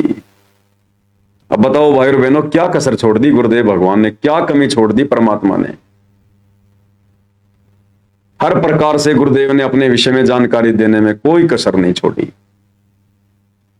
फिर भी किसी को लगता है कि भाई कोई कमी रह गई होगी, तो एक सत्संग में गुरुदेव भगवान और कह रहे हैं कि हु इज गॉड, और गुरुदेव कह रहे हैं अब तो वो परमात्मा आपके सामने आके खड़ा हो गया, आपके सामने आके। अब बताओ, दाढ़ी मूछ वाला कबीर हमारे सामने आके कहां खड़ा है। और गुरुदेव इस 2 मिनट के सत्संग में लास्ट में कह रहे हैं कि पुण्यात्माओं, अब तो वो कबीर परमात्मा आपके सामने आके खड़ा हो गया, सामने आके। अरे सामने आके खड़ा वो होगा जो जिंदा होगा, जो साक्षात होगा। वो फोटो हमारे सामने क्या खड़ी होगी? क्या कह रहे हैं गुरुदेव भगवान इस अनमोल सत्संग में? अपने आत्माओं, परमात्मा ने 600 वर्ष पहले बताया था, धर्मदास ये जग बोरा ना, कोई न जाने पद निर्वाणा। यही कारण मैं कथा पसारा, सबसे कहिए एक राम न्यारा। अब अपनी महिमा आप ही बता रहे हैं। अब मैं तुमसे कहूं चिताई, ते देव की उत्पत्ति भाई। कुछ संक्षेप कहूं गहुराई, सब संशय तुमरे मिट जाई। कहते हैं मां अष्टंगी पिता निरंजन, ये जमदारुण वंशन अंजन। पहले कीन निरंजन राई, पीछे से माया उपजाई। माया रूप देख अति शोभा, देव निरंजन तन मन लोभा। निरंजन कीने भोग विलासा, माया को रही तब आशा। 3 पुत्र अष्टंगी जाए, ब्रह्मा विष्णु शिव नाम धराए। अब सुनिए, अपने आत्माओं, एक तो परमात्मा सामने आके खड़ा हो गया, आई एम गॉड। क्या कह रहे हैं कि पुण्यात्मा, इब तो परमात्मा सामने आके खड़ा हो गया कि आई एम गॉड। इब, अरे कलयुग की पिछली पीढ़ी में आप और हमारे सामने कि पुण्यात्माओं, इब तो परमात्मा हमारे सामने आके खड़ा हो गया कि आई एम गॉड। अब इससे ज्यादा और क्या कहेंगे? अब खुल के नहीं कहेंगे कि मैं ही कबीर हूं। क्या कह रहे हैं एक बार फिर से ध्यान से सुन लो। निरंजन कीने भोग विलासा, माया को रही तब आशा। सुनो, 3 पुत्र अष्टंगी जाए, ब्रह्मा विष्णु शिव नाम धराए। पुण्यात्माओं, अपनात्माओं, एक तो परमात्मा सामने आके खड़ा हो गया, आई एम गॉड।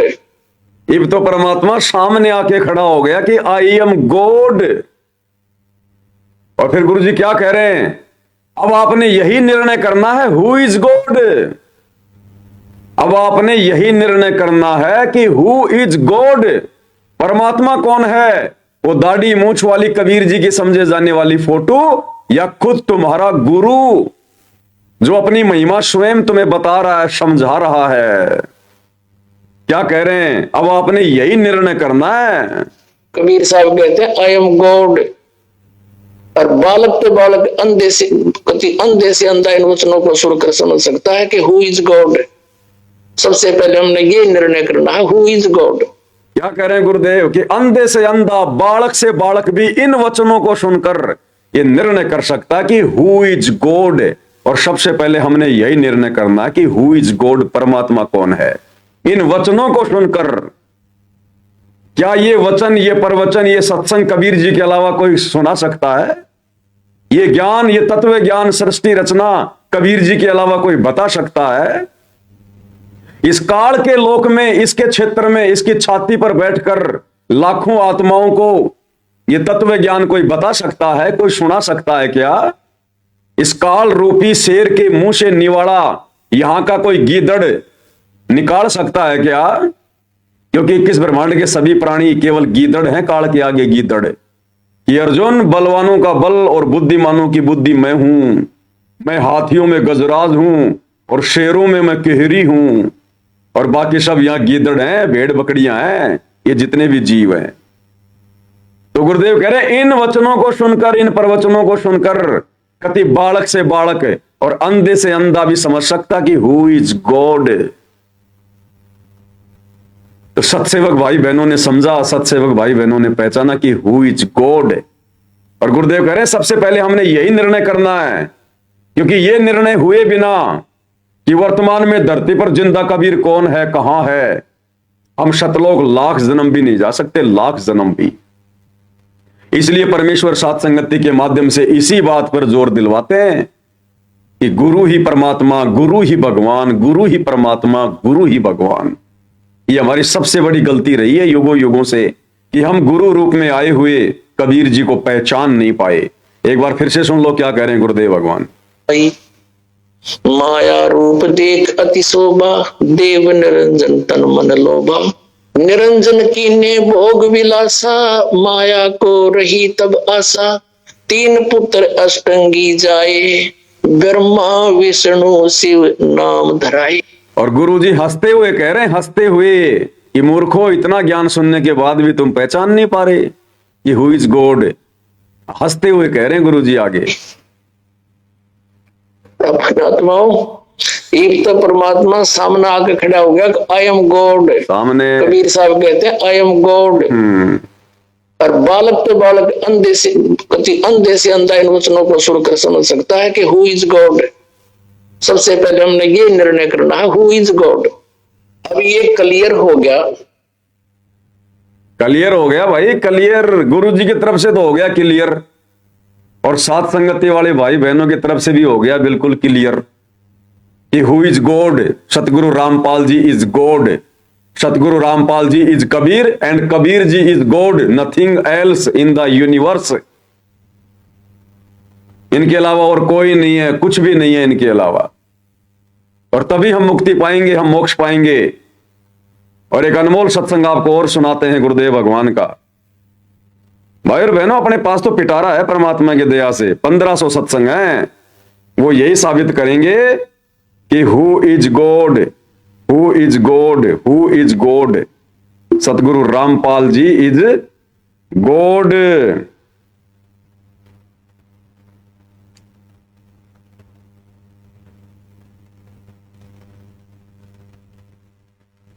अभी सत्संग में देखिए भाई और बहनों, पूज्य गुरुदेव भगवान किस प्रकार से कह रहे हैं कि पुण्यात्माओं, जब भी ये दास आपके सामने आए तो आप ये ना समझना कि रामपाल आ गया, ये समझना कि कबीर भगवान आ गए। इसलिए गुरुदेव कह रहे हैं कि इन वचनों को सुनकर अंधे से अंधा और कति बालक से बालक, क्योंकि बालक मंद बुद्धि होता है, गुरुदेव कहते हैं इतना तुम्हें क्लियर कर दिया, मंद बुद्धि से मंद बुद्धि व्यक्ति भी इन सत्संगों को सुनकर यह समझ सकता है, निर्णय कर सकता कि हु इज गॉड, कबीर कौन है वर्तमान में धरती पर। और क्या कह रहे हैं गुरुदेव भगवान। तो गुरु जी के सामने आते ही आपको ऐसा महसूस हो जैसे मैं भगवान के सामने जा रहा हूं। अति विनम्रता हो, अति हो, आंखों में एक विशेष प्यार हो, आत्मा गदगद हो। और जब भी गुरुदेव आपके समक्ष आए, आप ये ना समझिए कि ये दास रामपाल आ गया है, ये समझे कि भगवान आ गए।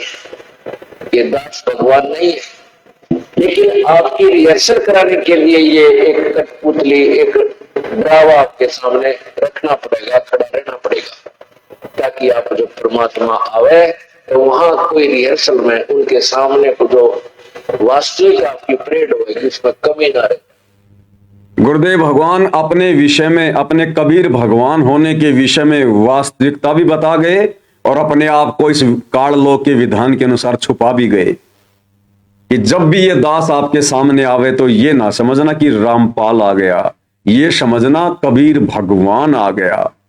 और फिर अपने आप को छुपा गए कि ये दास भगवान नहीं है, लेकिन आपने मानना पड़ेगा। अरे जो है ही नहीं वो कैसे कह सकता है कि मैं कबीर भगवान हूं। वही कह सकता है जो असल में भगवान है, जो असल में परमात्मा है, जो असल में परमेश्वर है।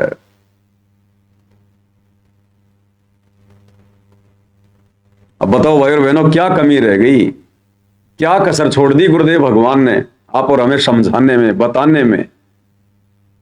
और ये खाली 2 4 5 सत्संग नहीं है, ऐसे सैकड़ों की संख्या में सत्संग है, सैकड़ों की संख्या में। आपको एक भगत जी का एंट्री सुनाते हैं, देखना आप, ज्यादा लंबा नहीं है, 3 4 मिनट का है। और कैसे गुरुदेव भगवान को उसको सतलोक लेकर गए, और जब वो सतलोक में गुरु जी से मिला तो गुरुदेव ने इसको कहा कि बेटा मैं नीचे रहता हूं बरवाड़ा में। क्या कहा उसने देखा कि सतलोक में सिंहासन पर सतगुरु रामपाल जी बैठे हैं, कोई दाढ़ी मूछ वाला नहीं बैठा, कोई पीर बाबा नहीं बैठा वहां, कोई जिंदा विंदा नहीं बैठा। और गुरुदेव ने कहा कि बेटा तू नीचे जा, अब तू नीचे जा और देख मैं नीचे बरवाड़ा में रहता हूं, बरवाड़ा में। और जब वो बरवाड़ा आश्रम में गया और वहां जब उसने गुरु जी को देखा दर्शनों के समय, उसकी आंखें फटी की फटी रह गई और गुरु जी से बोला, हे परमात्मा, हे गुरु जी, आप तो भगवान हो, आप तो परमात्मा हो, यहां तो किसी को पता ही नहीं कि आप परमात्मा हो। तो गुरुदेव ने कहा कि बेटा यहां किसी को नहीं पता, लेकिन अब ज्ञान से पता चलेगा, ज्ञान से। तो ये इंटरव्यू आप सुनिएगा, सतलोक आश्रम वाले भाई बहनों का लिया हुआ इंटरव्यू है, सतलोक आश्रम बरवाड़ा से। हम सत्सेवकों का नहीं है, ना कोई एआई से बनाया हुआ है। और इसमें किस तरह से गुरुदेव अपने परमेश्वर होने के विषय में जानकारी उपलब्ध करवा रहे हैं, ध्यान से सुनना। मैं आ रहा था सोते हुए, तो मालिक ने मेरा शरीर छुड़ा दिया संत रामपाल जी महाराज ने, और उसको सतलोक लेके गए। तो सामने देखा कि बहुत बड़ा एक गुमज है जिसमें संत रामपाल जी महाराज मुख बैठे हुए हैं। सामने एक बहुत बड़ा गुम्मज है सतलोक में, जहां सतगुरु रामपाल जी महाराज बैठे हुए हैं।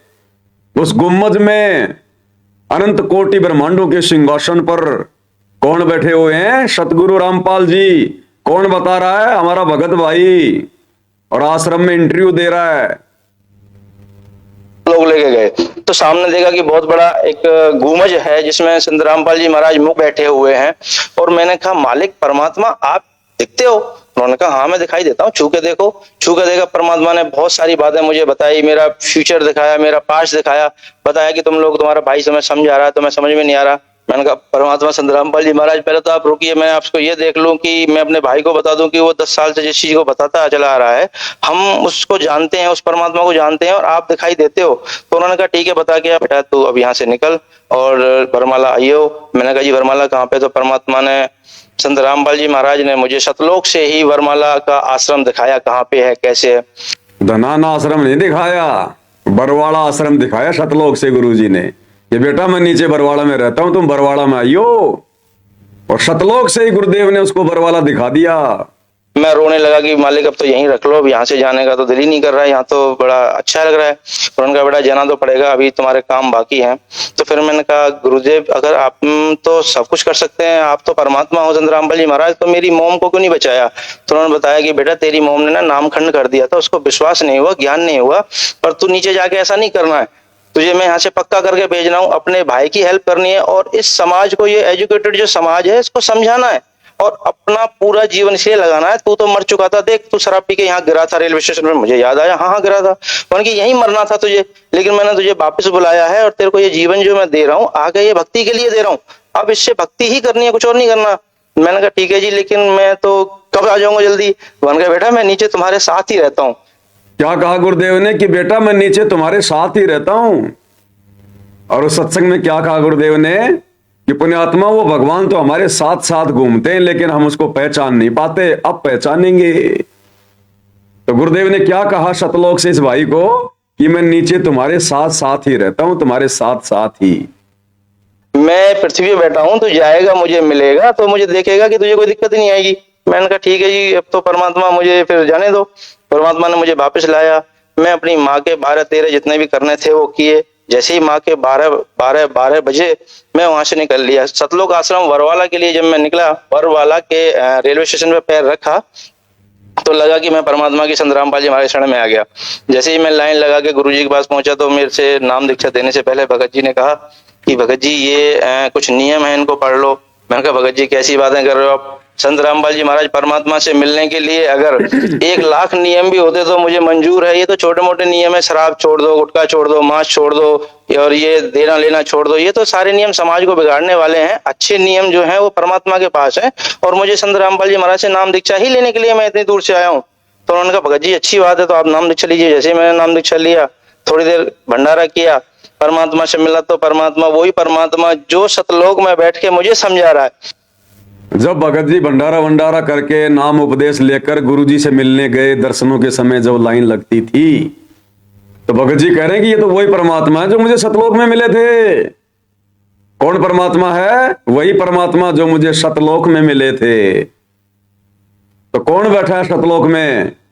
दाढ़ी मूछ वाला नहीं बैठा, स्वयं सतगुरु रामपाल जी भगवान बैठे हैं। क्या कहा भगत जी ने? रामपाल जी महाराज से नाम दीक्षा ही लेने के लिए मैं इतनी दूर से आया हूँ। तो उन्होंने कहा भगत जी अच्छी बात है, तो आप नाम दीक्षा लीजिए। जैसे ही मैंने नाम दीक्षा लिया, थोड़ी देर भंडारा किया, परमात्मा से मिला। तो परमात्मा वही परमात्मा जो सतलोक में बैठ के मुझे समझा रहा है, वो परमात्मा वहां जमीन पे घूम रहा है। संत रामपाल जी महाराज परमात्मा जमीन पे घूम रहे हैं।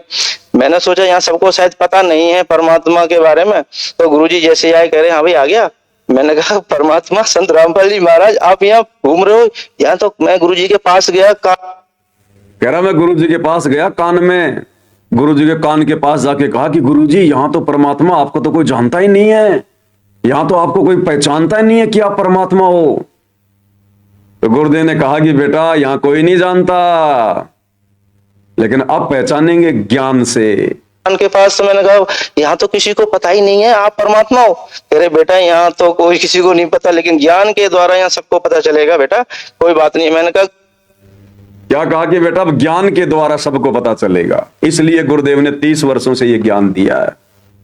आप और हमें सत्संग सुनाए गुरुदेव भगवान ने पिछले 30 वर्षों से, केवल इसी बात के लिए कि अपने गुरु को परमात्मा मान लें। जिस दिन गुरु को परमात्मा मान लेंगे, इनका ये लोक भी सुधर जाएगा और इनका परलोक भी सुधर जाएगा। अन्यथा हमारा दृढ़ विश्वास नहीं बन पाएगा। हमें काल कदम कदम पर डगमग करेगा, फैल करेगा, मर्यादा तोड़वाएगा। जैसे वर्तमान में सतलोक आश्रमों से जुड़े हुए भाई बहन, उनको विश्वास नहीं है कि सतगुरु रामपाल जी ही कबीर भगवान है। उस दाढ़ी मूछ वाली फोटो को कबीर मान के पूज रहे हैं, जिसके चलते उनका दृढ़ विश्वास नहीं बन पा रहा, परमात्मा अपना पूरा आशीर्वाद नहीं दे पा रहा। और काल गुरुदेव के कलयुगी परिवार को निमित्त बनाकर, कोऑर्डिनेटरों को निमित्त बनाकर कदम कदम पर बेचारों की मर्यादाएं तोड़वा रहा है। और इधर सत्सेवक भाई बहनों ने हृदय से स्वीकार कर लिया, आत्मा से पहचान लिया कि सतगुरु रामपाल जी स्वयं कबीर भगवान हैं। और उसके बाद गुरुदेव भगवान की आरती उतारना, विधिवत भक्ति करना, गीता अध्याय 3 श्लोक 13 के अनुसार उनको परमेश्वर मानकर भोग लगाना, उसके बाद वो बचा कुछा भोजन वो प्रसाद के रूप में ग्रहण करना, घर घर में गुरुदेव के आसन लगा देना, गुरुदेव की मर्यादाओं में रह के भक्ति करना, राग द्वेष ईर्ष्या मन मुटाव से दूर होकर भक्ति करना। तो अब गुरुदेव ने दया बख्शी है उन आत्माओं पर जिन्होंने गुरु को परमात्मा मान लिया। गुरुदेव कहते हैं ना, वो हाथ आपना धर दे सिर पर जिसने मान गुरु को बाप लिया। तो ये इंटरव्यू भाई और बहनों आप और हमारे विश्वास के लिए परमेश्वर ने बुलवाए। अन्यथा ये भाई जो इंटरव्यू दे रहा है, क्या पता ये भक्ति पर है भी या नहीं है।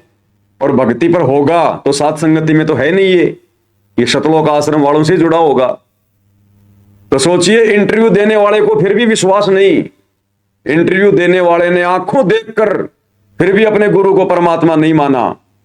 उसको सपना नहीं कहा जा सकता। जो उसने सतलोक में देखा, जो उसने स्वप्न में देखा, वो सपना नहीं कहा जा सकता। सपने की बात उसने सारी बता दी कि मैं सपने में ऊपर गया, वहां गुरुजी मिले, गुम्बज में बैठे थे और गुरुजी ने वहीं से मुझे बरवाला दिखाया और फिर इसका सपना टूटा। इसने अपनी मां के 12-13 जो भी करने थे वो किए उसकी मृत्यु के बाद। और उसके बाद ये हकीकत में बरवाड़ा आश्रम में गया, सपने में नहीं गया, हकीकत में गया। और जब गुरुजी से मिला तो गुरुजी ने कहा भाई आ गया। तो इसने कहा कि गुरुजी यहां तो किसी को पता ही नहीं कि आप परमात्मा हो। तो गुरुजी ने कहा कि बेटा यहां तो किसी को नहीं पता, लेकिन अब पता चलेगा ज्ञान से। ये ज्ञान इसीलिए दिया गुरुदेव भगवान ने, मुर्दों की पूजा करवाने के लिए ज्ञान नहीं दिया कि मुर्दों सेती प्रीत लगावे ना जाने सतगुरु मेरे नो। तो मुर्दा फोटो कबीर जी की समझे जाने वाली उस मुर्दा को भगवान मानकर और उनकी पूजा हो रही है। गरीबदास जी की फोटो मुर्दा को तुम पूज रहे हो इन आश्रमों में, उनका बोध दिवस मना रहे हो। और जिंदा सतगुरु हमारे साथ साथ घूम रहा, अनमोल ज्ञान दे रहा, सौ सुख दे रहा, उसको हमने ठंडे बस्ते में पटक रखा है। इसलिए वो परमात्मा हिसार जेल जाके बैठ गए अंत में कि मूर्खों से तो जेल भली, जब समझ जाएंगे तब देखूंगा। तो अब परमेश्वर अगर हिसार जेल से बाहर आएंगे तो अपनी उन विशेष पुण्य आत्माओं के लिए आएंगे, उनको आगे की भक्ति देने के लिए आएंगे, जिन्होंने अपने गुरु को उनके हिसार जेल में रहते सहते उनके ज्ञान को आधार बनाकर हृदय से आत्मा से परमेश्वर मान लिया। परमेश्वर उन आत्माओं के लिए आएंगे गुरुदेव भगवान। और यही कारण है भाइयों और बहनों, गुरु रूप में आए हुए कबीर परमेश्वर को कबीर परमेश्वर ना मानने के कारण ही संगत दुखी है।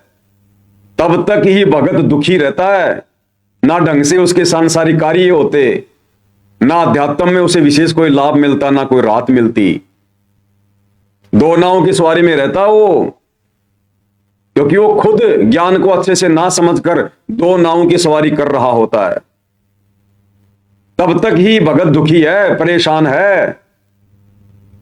और जिस दिन हम गुरु को परमेश्वर मान लेंगे उस दिन हमारी यह समस्या समाप्त हो जाएगी, रोजी रोटी की, काम धंधे की, सांसारिक समस्याओं की।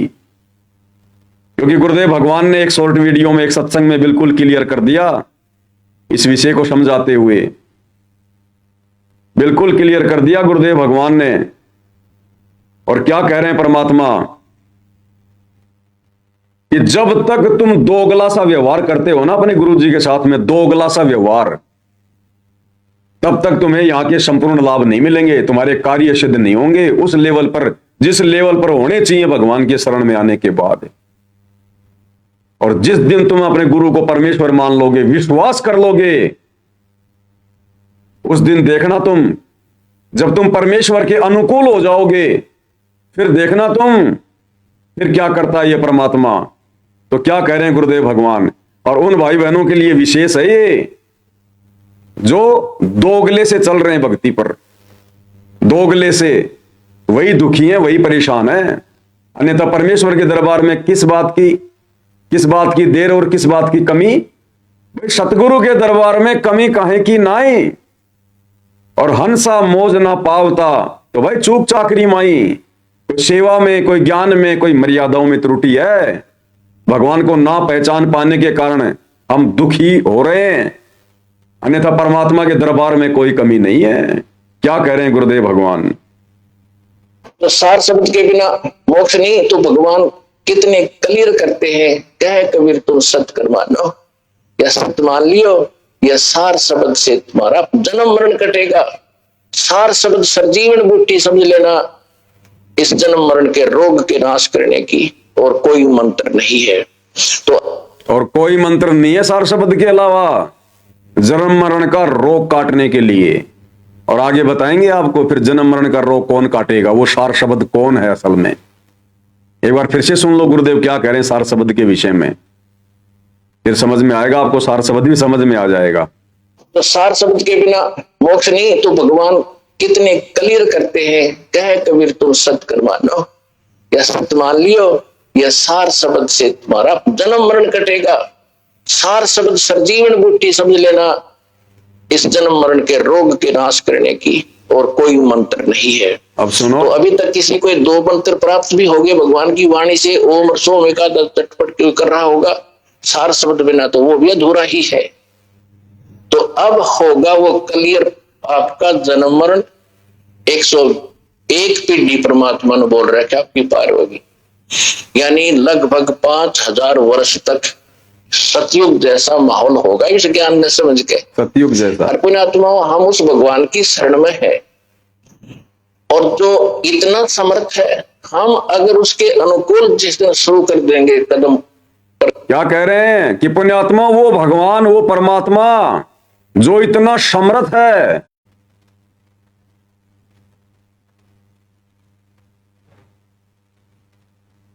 थोड़ा नेट का प्रॉब्लम आ जाता है भाई और बहनों बीच बीच में। तो क्या कह रहे हैं गुरुदेव भगवान की पुण्यात्मा वो परमात्मा, वो समर्थ भगवान जो सब कुछ कर सकता है, सब कुछ दे सकता है। और जब हम उसके अनुकूल हो जाएंगे, भगवान के अनुकूल कैसे, भगवान हमें जैसा भगत बनाना चाहता है, हमसे जैसी मर्यादाओं में रह के भक्ति करवाना चाहता है, हमें संसार से विमुख देखना चाहता है, जीवित मरा हुआ देखना चाहता है। जब हम उसके अनुकूल होकर भक्ति करने लग जाएंगे, फिर देखना वो परमात्मा क्या बल्ले बल्ले करेगा। ध्यान से सुनो क्या कह रहे हैं गुरुदेव भगवान। यानी लगभग 5000 वर्ष तक सतयुग जैसा माहौल होगा इस ज्ञान में समझ के। और पुण्यात्माओं, हम उस भगवान की शरण में है और जो इतना समर्थ है, हम अगर उसके अनुकूल जिस दिन शुरू कर देंगे कदम पर कदम रखना अपने जीवन का, उस दिन आप न्यारे ठाठ देख लियो। न्यारे ठाठ। अभी तक तो हम दोगले से हैं और अपनी बुद्धि को ही आगे अड़ा के बिजनेस में कुछ करते हैं हटपट, उससे पार पड़े को नहीं। अब ये परमात्मा एक जुल्हे के रूप में रहा करते थे एक झोपड़ी में, और कपड़ा बेचा करते थे और बुनते थे, बेचते थे, गुजारा करते थे और भक्ति करते थे या ना थे वो तो बात अलग है, लेकिन वो करके दिखाते थे कि तुम ऐसे करके देखो। जैसे आज हमें भक्ति करके दिखा रहे हैं। गुरुदेव क्या कह रहे हैं कि वो परमात्मा भक्ति करते थे, और फिर क्या कह रहे हैं, करते थे या ना करते थे वो तो बाद की बात है, लेकिन जैसा उन्होंने हमें भक्ति करके दिखाई, तुम एक बार वैसे करके तो देखो, उतना विश्वास तो करके देखो, एक बार उनके अनुकूल तो होके देखो। उन्होंने वो लीला इसीलिए दिखाई वो करके कि मैं भगवान के अनुकूल था, मैं भगवान की भक्ति विश्वास के साथ करता था और अति निर्धन था, गरीब था, कोई मेरा साहूकार नहीं था। साहूकार यानी कोई 2 रुपए देने वाला नहीं था उधार। साहूकार नहीं कोई जाका काशी नगर मंजारा। पूरे काशी नगर में कबीर जी को कोई 2 रुपए उधार देने वाला नहीं था। कोई विश्वास नहीं था कि ये भिखारी आदमी, ये निर्धन आदमी कहां से देगा अगर ले लेगा तो। और जब उस परमेश्वर के ऊपर वो आपत्ति आई, उन्होंने लीला करके दिखाई एक भगत के रूप में। 18 लाख लोग आ गए भंडारा करने के लिए। अब जो खुद सुबह खा ले शाम का नहीं पता, एक ऐसी लीला करके दिखा रहे थे। 18 लाख लोगों को कैसे खाना खिला देंगे? इससे बढ़कर आपत्ति संसार में और कोई हो नहीं सकती किसी के ऊपर। और गुरुदेव फिर हमें भक्ति का पाठ पढ़ा रहे हैं कि बच्चों, मैं उस परमात्मा के अनुकूल था, जैसा वो चाह रहा था मैं वैसी भक्ति कर रहा था, वैसी मर्यादा निभा रहा था, उतना मुझे विश्वास था। और कैसे उस परमात्मा ने, कर तो खुद ही रहे थे, लेकिन आप और हमारी आंखें खोलने के लिए लीला करके दिखाते हैं। फिर कैसे उस भगवान ने, मैं जिसके अनुकूल था, जिसके आश्रय था, और कैसे उसने 18 लाख लोगों को 3 दिन तक मनमोहन भोजन करवाया, सोने की मोहर दी, दोहर दी, आटा चावल दाल सूखा सब कुछ दिया। तो गुरुदेव कह रहे हैं कि तुम्हें भी देगा, तुम्हारे साथ भी वैसी अनहोनी होगी अगर तुम मेरी तरह उसके अनुकूल चलोगे तो। ये सत्संग आप और हमें विश्वास दिलाने के लिए। अब हम उस भगवान के अनुकूल कैसे चलें? वो दाढ़ी मूछ वाला यदि भगवान है कबीर, तो वो तो धरती पर है ही नहीं, दाढ़ी मूछ वाले रूप में तो है ही नहीं। फिर हम कैसे उसके अनुकूल चलें? हम कैसे उस पर विश्वास करें जिसकी हमने शकल भी नहीं देखी? तो फिर ये सत्संगों से निर्णय करना पड़ेगा। गुरुजी निर्णय करके देते हैं। गुरुदेव ने कहा कि बच्चों, ये चित्र भगवान का नहीं है, ऐसा रूप नहीं है, ये तो काल्पनिक है, बनावटी है, सोचा हुआ है। अब वो दाढ़ी मूछ लगा के नहीं आएगा, टोपा टापा लगा के नहीं आएगा।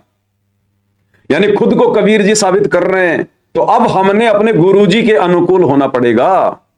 अंततः हमने गुरुजी पर अंधा विश्वास करना पड़ेगा। ये परमात्मा, हमारी इज्जत भी आपके चरणों में, हमारा सब कुछ आपके चरणों में, जिएंगे तो मरेंगे आपके चरणों में गुरुदेव भगवान। और मर्यादा नहीं तोड़ेंगे, आपके अनुकूल चलेंगे परमेश्वर। हमें काललोक से बाहर निकलना है आपके साथ। जब परमात्मा देख लेगा हमारा इतना दृढ़ निश्चय, दृढ़ विश्वास, अपने अनुकूल चलता हुआ देख लेगा, फिर गुरुदेव कह रहे हो ठाटम ठाट कर देगा, ठाटम ठाट। और अभी तक जो तुम दोगला सा काम कर रहे हो ना, अपनी बुद्धि लगा के काम धंधे में, बिजनेस में अटपट कर रहे हो, इससे बात बनेगी नहीं। देने वाला तो वो परमात्मा है, वो ही देगा। अपने अटपट से तुम भाग्य से ज्यादा प्राप्त नहीं कर सकते।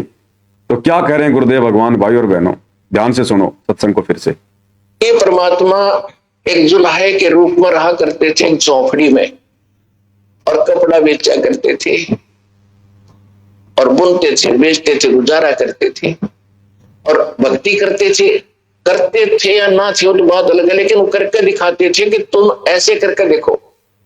और जिसके घर पर शाम की रोटी मुश्किल से उपलब्ध होती थी, उसके द्वार पर 18 लाख व्यक्ति आगे झूठी चिट्ठी डाल दी कि 18 लाख महात्मा वहां बुलाए हैं, भंडारा होगा।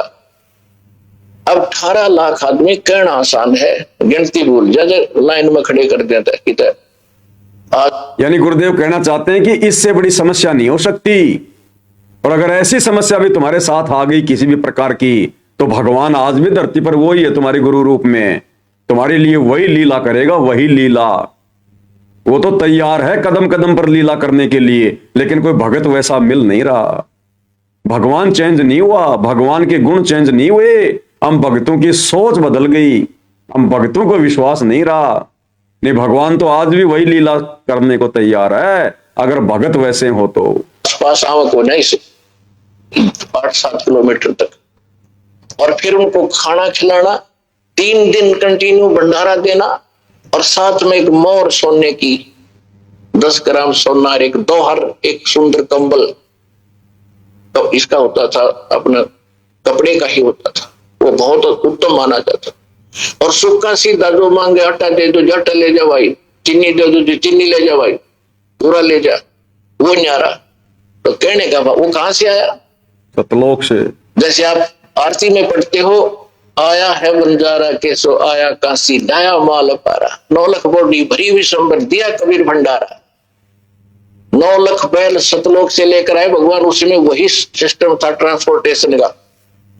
और उनके ऊपर जैसे गधों के बोरे होते, ऊंटों के होते, ऐसे बोरियों में, ऐसे थैलों में सारा सामान भर रखा। 9 लाख और 18 लाख आदमी जमाने से 9 लाख बैलों को लाद कर लाए सतलोक से, सचखंड से बना बनाया। कचौड़ी, पकौड़ी, दही, बड़े, जलेबी, पूरी, सारे आइटम, हलवा, खीर, और वहां तंबू लगा दिए, और पूरियों की, लड्डुओं की, जलेबियों की, नो पूरे पूरे ढेर के ढेर। और साथ में वहीं से परमात्मा के हंस आए थे, उन बंजारे बन के, उन बैलों के साथ जो वहां भंडारा करवा रहे थे। और जो 3 दिन तक अखंड भंडारा चला सकता है, वो मालिक क्या आपको वो खाने नहीं देगा, पूरे विश्व में छका दे 1 मिनट में, ऊपर से भेज दे आपके लिए स्पेशल, जिस दिन आप उसके अनुकूल हो जाओगे।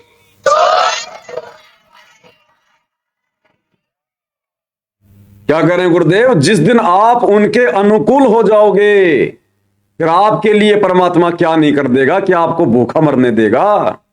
जो तुम ये अटपट करते रहते हो, अपना दिमाग लगाते रहते हो, देश विदेश में भागते रहते हो, चक्कर काटते रहते हो, पूर्व पश्चिम उत्तर दक्षिण फिरदा दाने दाने नू, सर्व कला सतगुरु साहिब की, हरि आए हरियाणे नो। गुरुदेव कह रहे हैं केवल उसी समय तक तुम भटकोगे, तुम भरमोगे, जब तक तुम 2 नाव की सवारी करोगे, 2 अगले से रहोगे। 2 टूक के लिए देश विदेश भटक रहे हो, भाग रहे हो तुम, और वो 2 टूक भी ये कबीर भगवान सतगुरु रामपाल जी देगा। इनकी रजा के बिना सुख शांति से वो 2 टूक भी नहीं मिलेंगे। और अगर इनके अनुकूल चलेंगे तो हमें क्या जरूरत है फिर देश विदेश जाने की, विदेशों में कमाने की? परमात्मा यहीं अमेरिका बना देगा, यहीं पे परमात्मा वो बिजनेस दे देगा। एक बार विश्वास तो करके देखें हम अपने भगवान पर, अपने परमेश्वर पर। ये समर्थ है जो पूरी दुनिया को खिला रहा है। उन अमेरिका वालों को कौन खिला रहा है? वो बड़ी बड़ी फैक्ट्रियां जिनके तुम वहां जाकर वहां पर नौकरी करते हो, मजदूरी करते हो, अरे उनको कौन दी वो फैक्ट्रियां? उनको कौन दे रहा है? यही कबीर भगवान सतगुरु रामपाल जी। पूरे विश्व में इन्हीं के तो आत्माएं हैं। और जब हम आज डायरेक्ट उनकी शरण में आ जाएंगे, उनके भगत बन जाएंगे, उनके अनुकूल होकर भक्ति करेंगे, मर्यादा में रहकर, तो परमात्मा क्या हमारे ठाठम ठाठ नहीं कर देगा क्या? तो क्या करें गुरुदेव भगवान उन भगत भाई बहनों के लिए जो केवल अपना ही दिमाग लगाकर कि बस मैं अपना बिजनेस सेट कर लूंगा, काम धंधा सेट कर लूंगा, धनी बन जाऊंगा।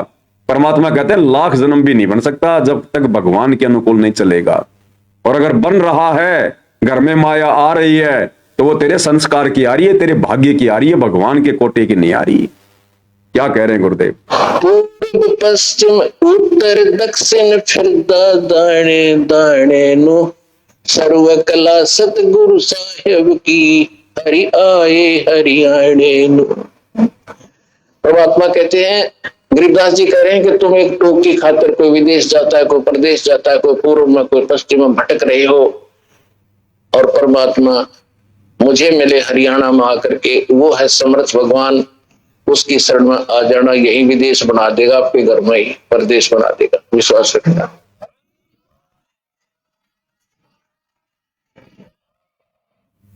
यही विदेश बना देगा, यही प्रदेश बना देगा, यही अमेरिका बना देगा परमात्मा।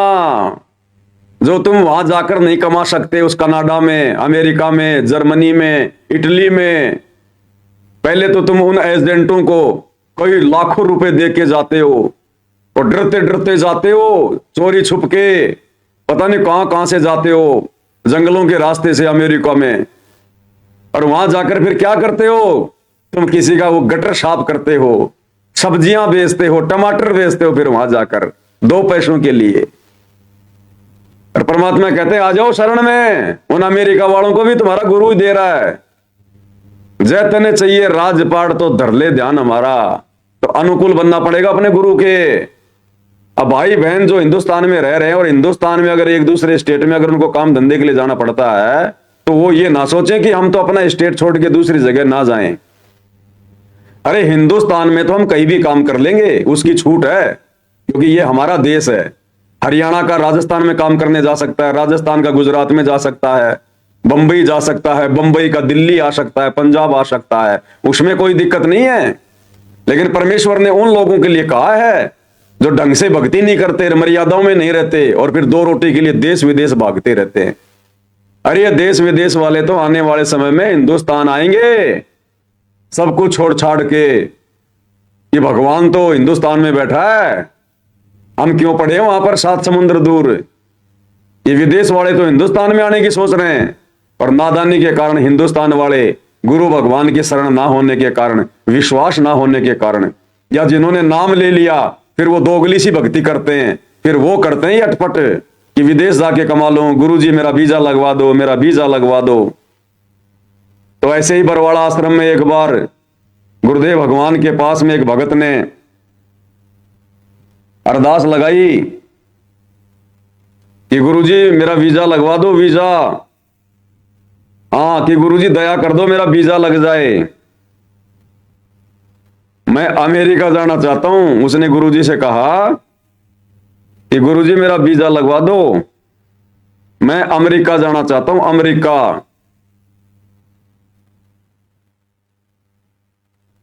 तो गुरुदेव ने कहा कि भाई अगर भगवान पर विश्वास रखेगा तो भगवान यहीं अमेरिका बना देगा, यहीं पर। तो न किधर भटकने की जरूरत कौन पड़ेगी, कहीं भटकने की भी परमात्मा अड़े अमेरिका बना देगा, अड़े अमेरिका। क्या कहा गुरुदेव भगवान ने, एक बार उन्हीं के मुख कमल से सुनेंगे भाई और बहनों।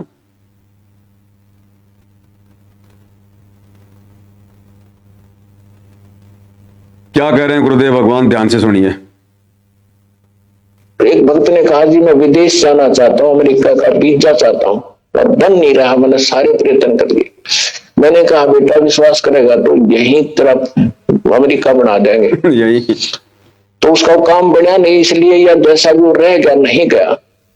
अब 2 महीने पहले वो कह रहा था जी जो आपने वचन बोले थे, आज मेरा यही अमेरिका बन गया, सारे सुख हो गए, और जो प्लाट था एक वो किसी ने दबा रखा था वो भी मिल गया, काफी कीमती था। तो यहाँ परमात्मा गरीबदास जी कह रहे हैं पूर्व पश्चिम उत्तर दक्षिण फिरदा दाने दाने नो, और सर्व कला सतगुरु साहिब की हरियाई हरियाणे, सारे सुख देगा तुम्हें, मोक्ष देगा।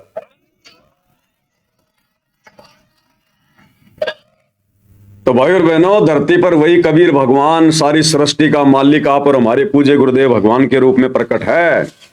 अगर हम इनको पहचान लेते हैं, और जिस प्रकार हम उस दाढ़ी मूंछ वाली कबीर जी की समझे जाने वाली नकली फोटो के ऊपर समर्पित हैं, यदि हम अपने गुरुदेव भगवान के ऊपर समर्पित हो जाएं इतना, और जून के महीने में उस मुर्दा कागज की कबीर जी की समझे जाने वाली फोटो का प्रकट दिवस ना मनाकर प्रति वर्ष 8 सितंबर के दिन सतगुरु रामपाल जी को रियल कबीर मानकर उनका सतगुरु प्रगट दिवस मनाएं और साध संगति से जुड़कर हर प्रकार से मर्यादाओं में रहकर भक्ति करें, गुरुदेव को प्रसन्न करें।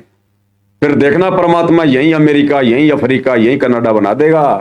2 टूक के लिए धक्के खाने की जरूरत नहीं, भटकने की जरूरत नहीं। अरे समर्थ की शरण में आने के बाद और 2 रोटी की चिंता, फिर धिक्कार है उस भगत को। वो मर्यादाओं में नहीं है, उसको विश्वास नहीं है।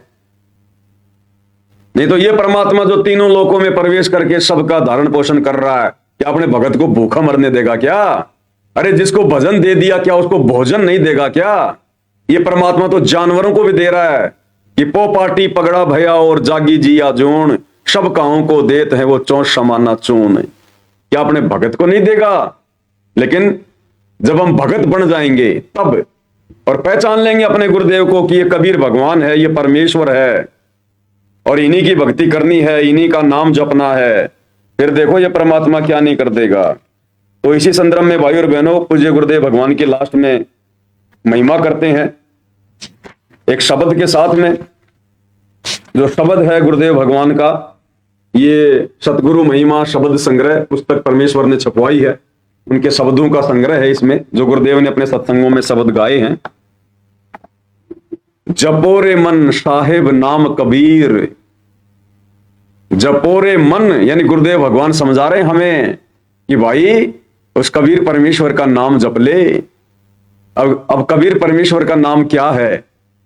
जब वो कबीर परमात्मा सतगुरु रूप में, तत्वदर्शी संत के रूप में धरती पर प्रकट होकर अपना ज्ञान प्रचार करता है और उस ज्ञान को समझकर या दुखों से दुखी जब कोई प्राणी उनसे उपदेश लेने जाता है और जो नाम जो मंत्र वो परमात्मा उनको देता है वो है साहेब नाम कबीर, यानी गुरु रूप में कबीर जी के द्वारा दिया गया वो नाम, वो उपदेश है। और दूसरा वो है जो परमेश्वर हमें शब्द देंगे, शब्द यानी अपनी पहचान करवाएंगे कि तुम्हारा गुरु ही शब्द रूप में है। यानी गुरु की शब्द रूप में पहचान हो जाना ही सार शब्द की प्राप्ति है। हम हैं शब्द, शब्द हम माही, और परमात्मा कहते हैं हमसे भिन्न और कछु नहीं। शब्द निवास आकाशवाणी यो सतगुरु का रूप है, और सत्यलोक से उतरे शब्द स्वरूपी साहिब। तो परमेश्वर क्या कह रहे हैं? जपोरे मन साहिब नाम कबीर, जपोरे मन साहिब नाम कबीर। कि जब वो कबीर भगवान गुरु रूप में आता है तो कहते हैं उसके द्वारा दिया गया नाम जपो, मर्यादाओं में रह के भक्ति करो। उसको कहते हैं कबीर नाम जपना, कबीर जी का नाम जपना।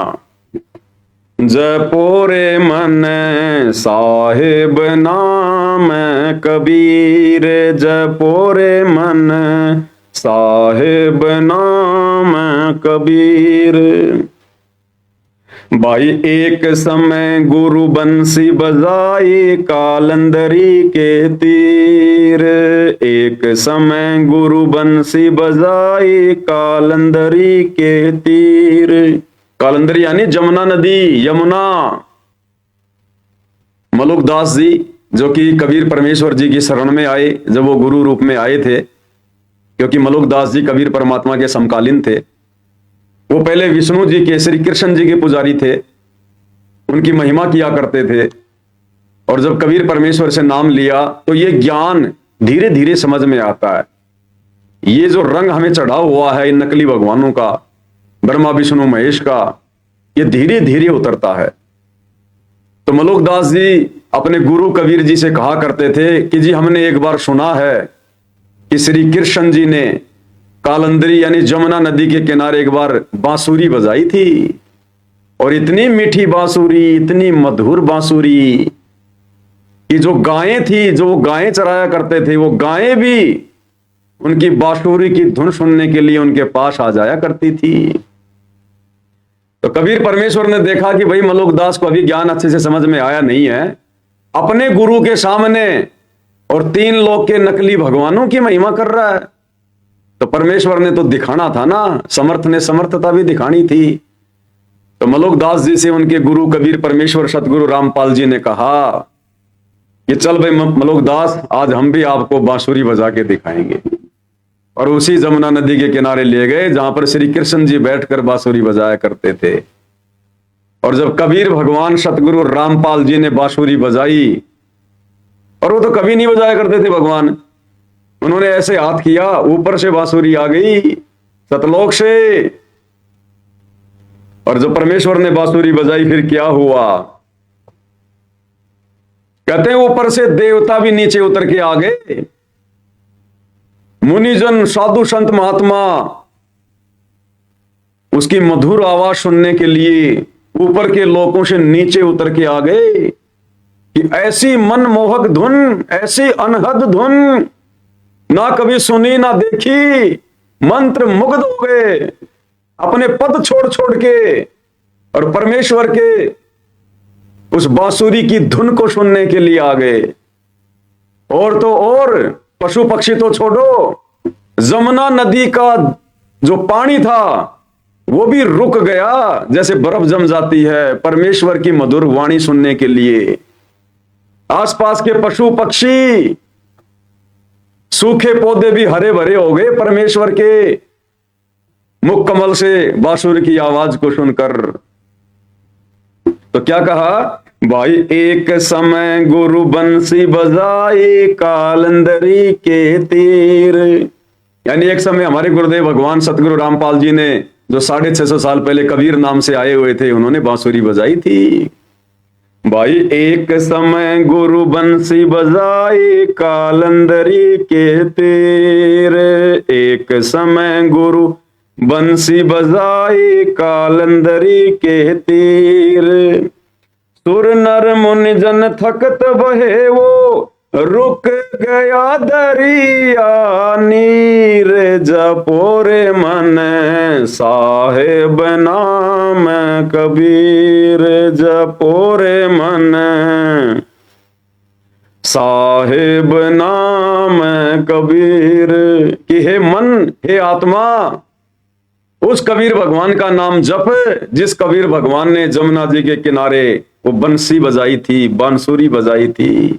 आज वो कबीर भगवान तुझे कलयुग की पिछली पीढ़ी में तेरे गुरु के रूप में प्राप्त है, तुझे शतलोक ले जाएगा। फिर ऐसी बांसुरी तुझे 24 घंटे वो अनहद धुन मंत्र मुग्ध करने वाली तुझे वहां सुनने को मिलेगी। वहां फिर आगे क्या कहा परमेश्वर ने, भाई काशी तज गुरु मगहर आए दोनों दीन के पीर। काशी तज गुरु मगहर आए दोनों दीन के पीर। कोई गाड़े कोई अग्न जलावे, ढूंढा ना पाया शरीर। जपोरे मन साहेब नाम कबीर, जपोरे मन साहेब नाम कबीर। परमेश्वर अपनी महिमा के विषय में बता रहे हैं कि वो परमात्मा ना बुढ़ा है, ना रोगी है, ना वो कोढ़ी है, ना वो बीमार है। जब गोरखनाथ जी की और कबीर परमेश्वर जी की गोष्ठी हुई थी 650 साल पहले, उस समय परमात्मा की लीला में आयु 8-10 वर्ष की थी। और जब गोरखनाथ जी रामानंद जी के साथ में ज्ञान गोष्ठी करने लगे तो कबीर परमेश्वर खड़े हो गए, बोला नाथ जी मेरे गुरुजी से ज्ञान चर्चा करने से पहले मेरे से करो। तो गोरखनाथ ये देखकर हंसा और कहा कि ए बालक कबीर तेरी उम्र क्या है और तू मेरे साथ में ज्ञान गोष्ठी करेगा। तो कबीर परमेश्वर ने कहा, भाई नाम मैं बूढ़ा, नाम मैं बालक, नाम मैं भाट भिखारी। नाम मैं बूढ़ा, नाम मैं बालक, नाम मैं भाट भिखारी। कहे कबीर सुनो रे गोरख, या है उम्र हमारी। कि भाई ये है मेरी उम्र, तू मुझे क्या बालक समझ रहा है, क्या बच्चा समझ रहा है क्या? मैं ना बुढ़ा हूं, ना बालक हूं, ना कोई भाट भिखारी, तेरी तरह कोई मांग के खाने वाला नहीं हूं मैं। ये मेरी उम्र है, अगर तू मेरी उम्र जानना चाहता है तो परमेश्वर 650 साल पहले 120 साल की उम्र में, जहां 70-80 साल की उम्र में बुढ़ों के घुटने टूट जाते हैं, चलने की हिम्मत नहीं रहती, दुनिया भर के रोग, 1 किलोमीटर चलने में 5 बार उसको बैठना पड़ता है, और 120 वर्ष की उम्र में कबीर परमेश्वर बिना किसी सहारे के, बिना किसी घोड़ा गाड़ी में, ना किसी बुग्गी गाड़ी में, ना किसी पालकी में, पैदल चलकर गए परमेश्वर काशी से मगर, और वहां से सहशरीर परमेश्वर सतलोक को गए सबके सामने। तो समर्थ अपनी समर्थता बता रहा है। भाई काशी तज गुरु मगहर आए दोनों दीन के पीर, यानी हिंदू और मुसलमान दोनों धर्मों के गुरु थे।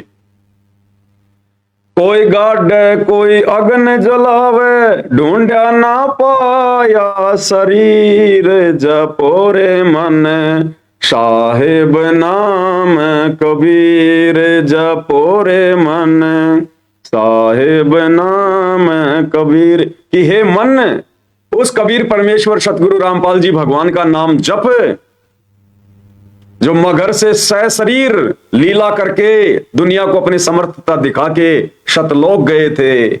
आज तुझे कलयुग की बिजली पीढ़ी में वो कबीर भगवान प्राप्त है जो मगर से सहशरीर गया था, उसका नाम जप, उससे उपदेश लेकर। भाई 4 दाग से सतगुरु न्यारे, अजरो अमर शरीर, 4 दाग से सतगुरु न्यारे, अजरो अमर शरीर। कि उस कबीर परमेश्वर सतगुरु रामपाल जी भगवान का वो जब भी आते हैं, जिस भी युग में आते हैं, वो किसी मां के गर्भ से जन्म लेके नहीं आते, वो 4 दाग से न्यारे होते हैं। उनका शरीर अजरो अमर होता है, वो अविनाशी है, अविनाशी। कहते हैं उस समर्थ परमेश्वर का नाम जप। भाई 4 दाग से सतगुरु न्यारे, अजरो अमर शरीर, यानी परमेश्वर ने 4 दाग बताए। 4 प्रकार से दाग दिया जाता है मरने के बाद में। आदमी जब मर जाता है, जब उसको जला के आते हैं तो कहते हैं हम उसका दाग दे के आ गए। तो गुरुदेव कहते हैं कि 4 प्रकार के दाग होते हैं। जैसे हिंदू आग में जलाते हैं, मुसलमान जमीन में गाड़ते हैं मरने के बाद, कुछ लोग ऐसे होते हैं वो पानी में बहा देते हैं एक छोटी सी नौका बना के, ताकि कोई जानवर खा लेंगे और उस आत्मा को दुआ देंगे। कोई ऐसे होते हैं जो बहुत ऊंचे पहाड़ पर या किसी बहुत ऊंचे कोई पेड़ के ऊपर कोई जो है वो मचान बनाकर सबको वहां पर रख देते हैं। चील कौवे वगैरह, ये पक्षी वगैरह उनको खा लेते हैं। तो कहते हैं इस प्रकार से अंतिम संस्कार होता है। 4 प्रकार से ये दाग हैं। और कहते हैं जो सतगुरु होगा, जो कबीर भगवान होगा, सच्चा गुरु होगा, बंदी छोड़ होगा, वो इन 4 दागों में होके नहीं जाता, वो 4 दाग से नहीं जाता, वो तो शरीर जाता है। और यही लीला आने वाले समय में गुरुदेव भगवान करेंगे। तो कहते हैं हे मन, वो कबीर भगवान धरती पर प्रकट है वर्तमान में सतगुरु रामपाल जी के रूप में, जो 4 दाग में नहीं आते, ना से पहले आए।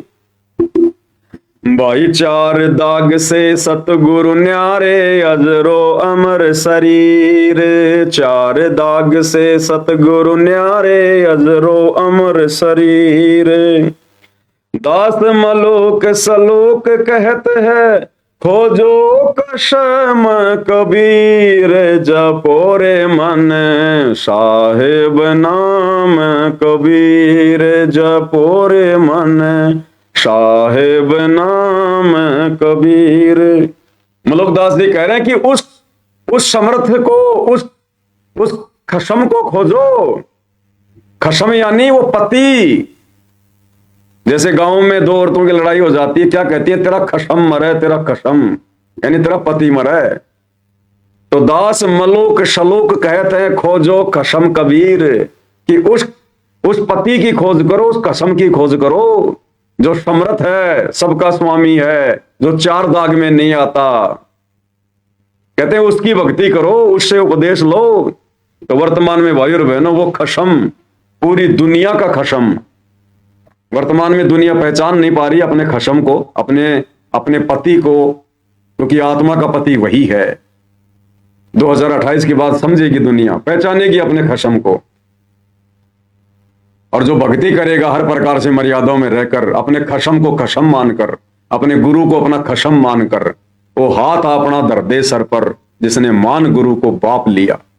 फिर परमात्मा कहते हैं देखना, फिर वो परमेश्वर वाले काम करेगा। फिर जब तुम भक्ति पर लगकर भगत वाले कार्य करोगे, फिर वो परमात्मा भी परमात्मा वाले कर्म करेगा, भगवान वाले कार्य करेगा।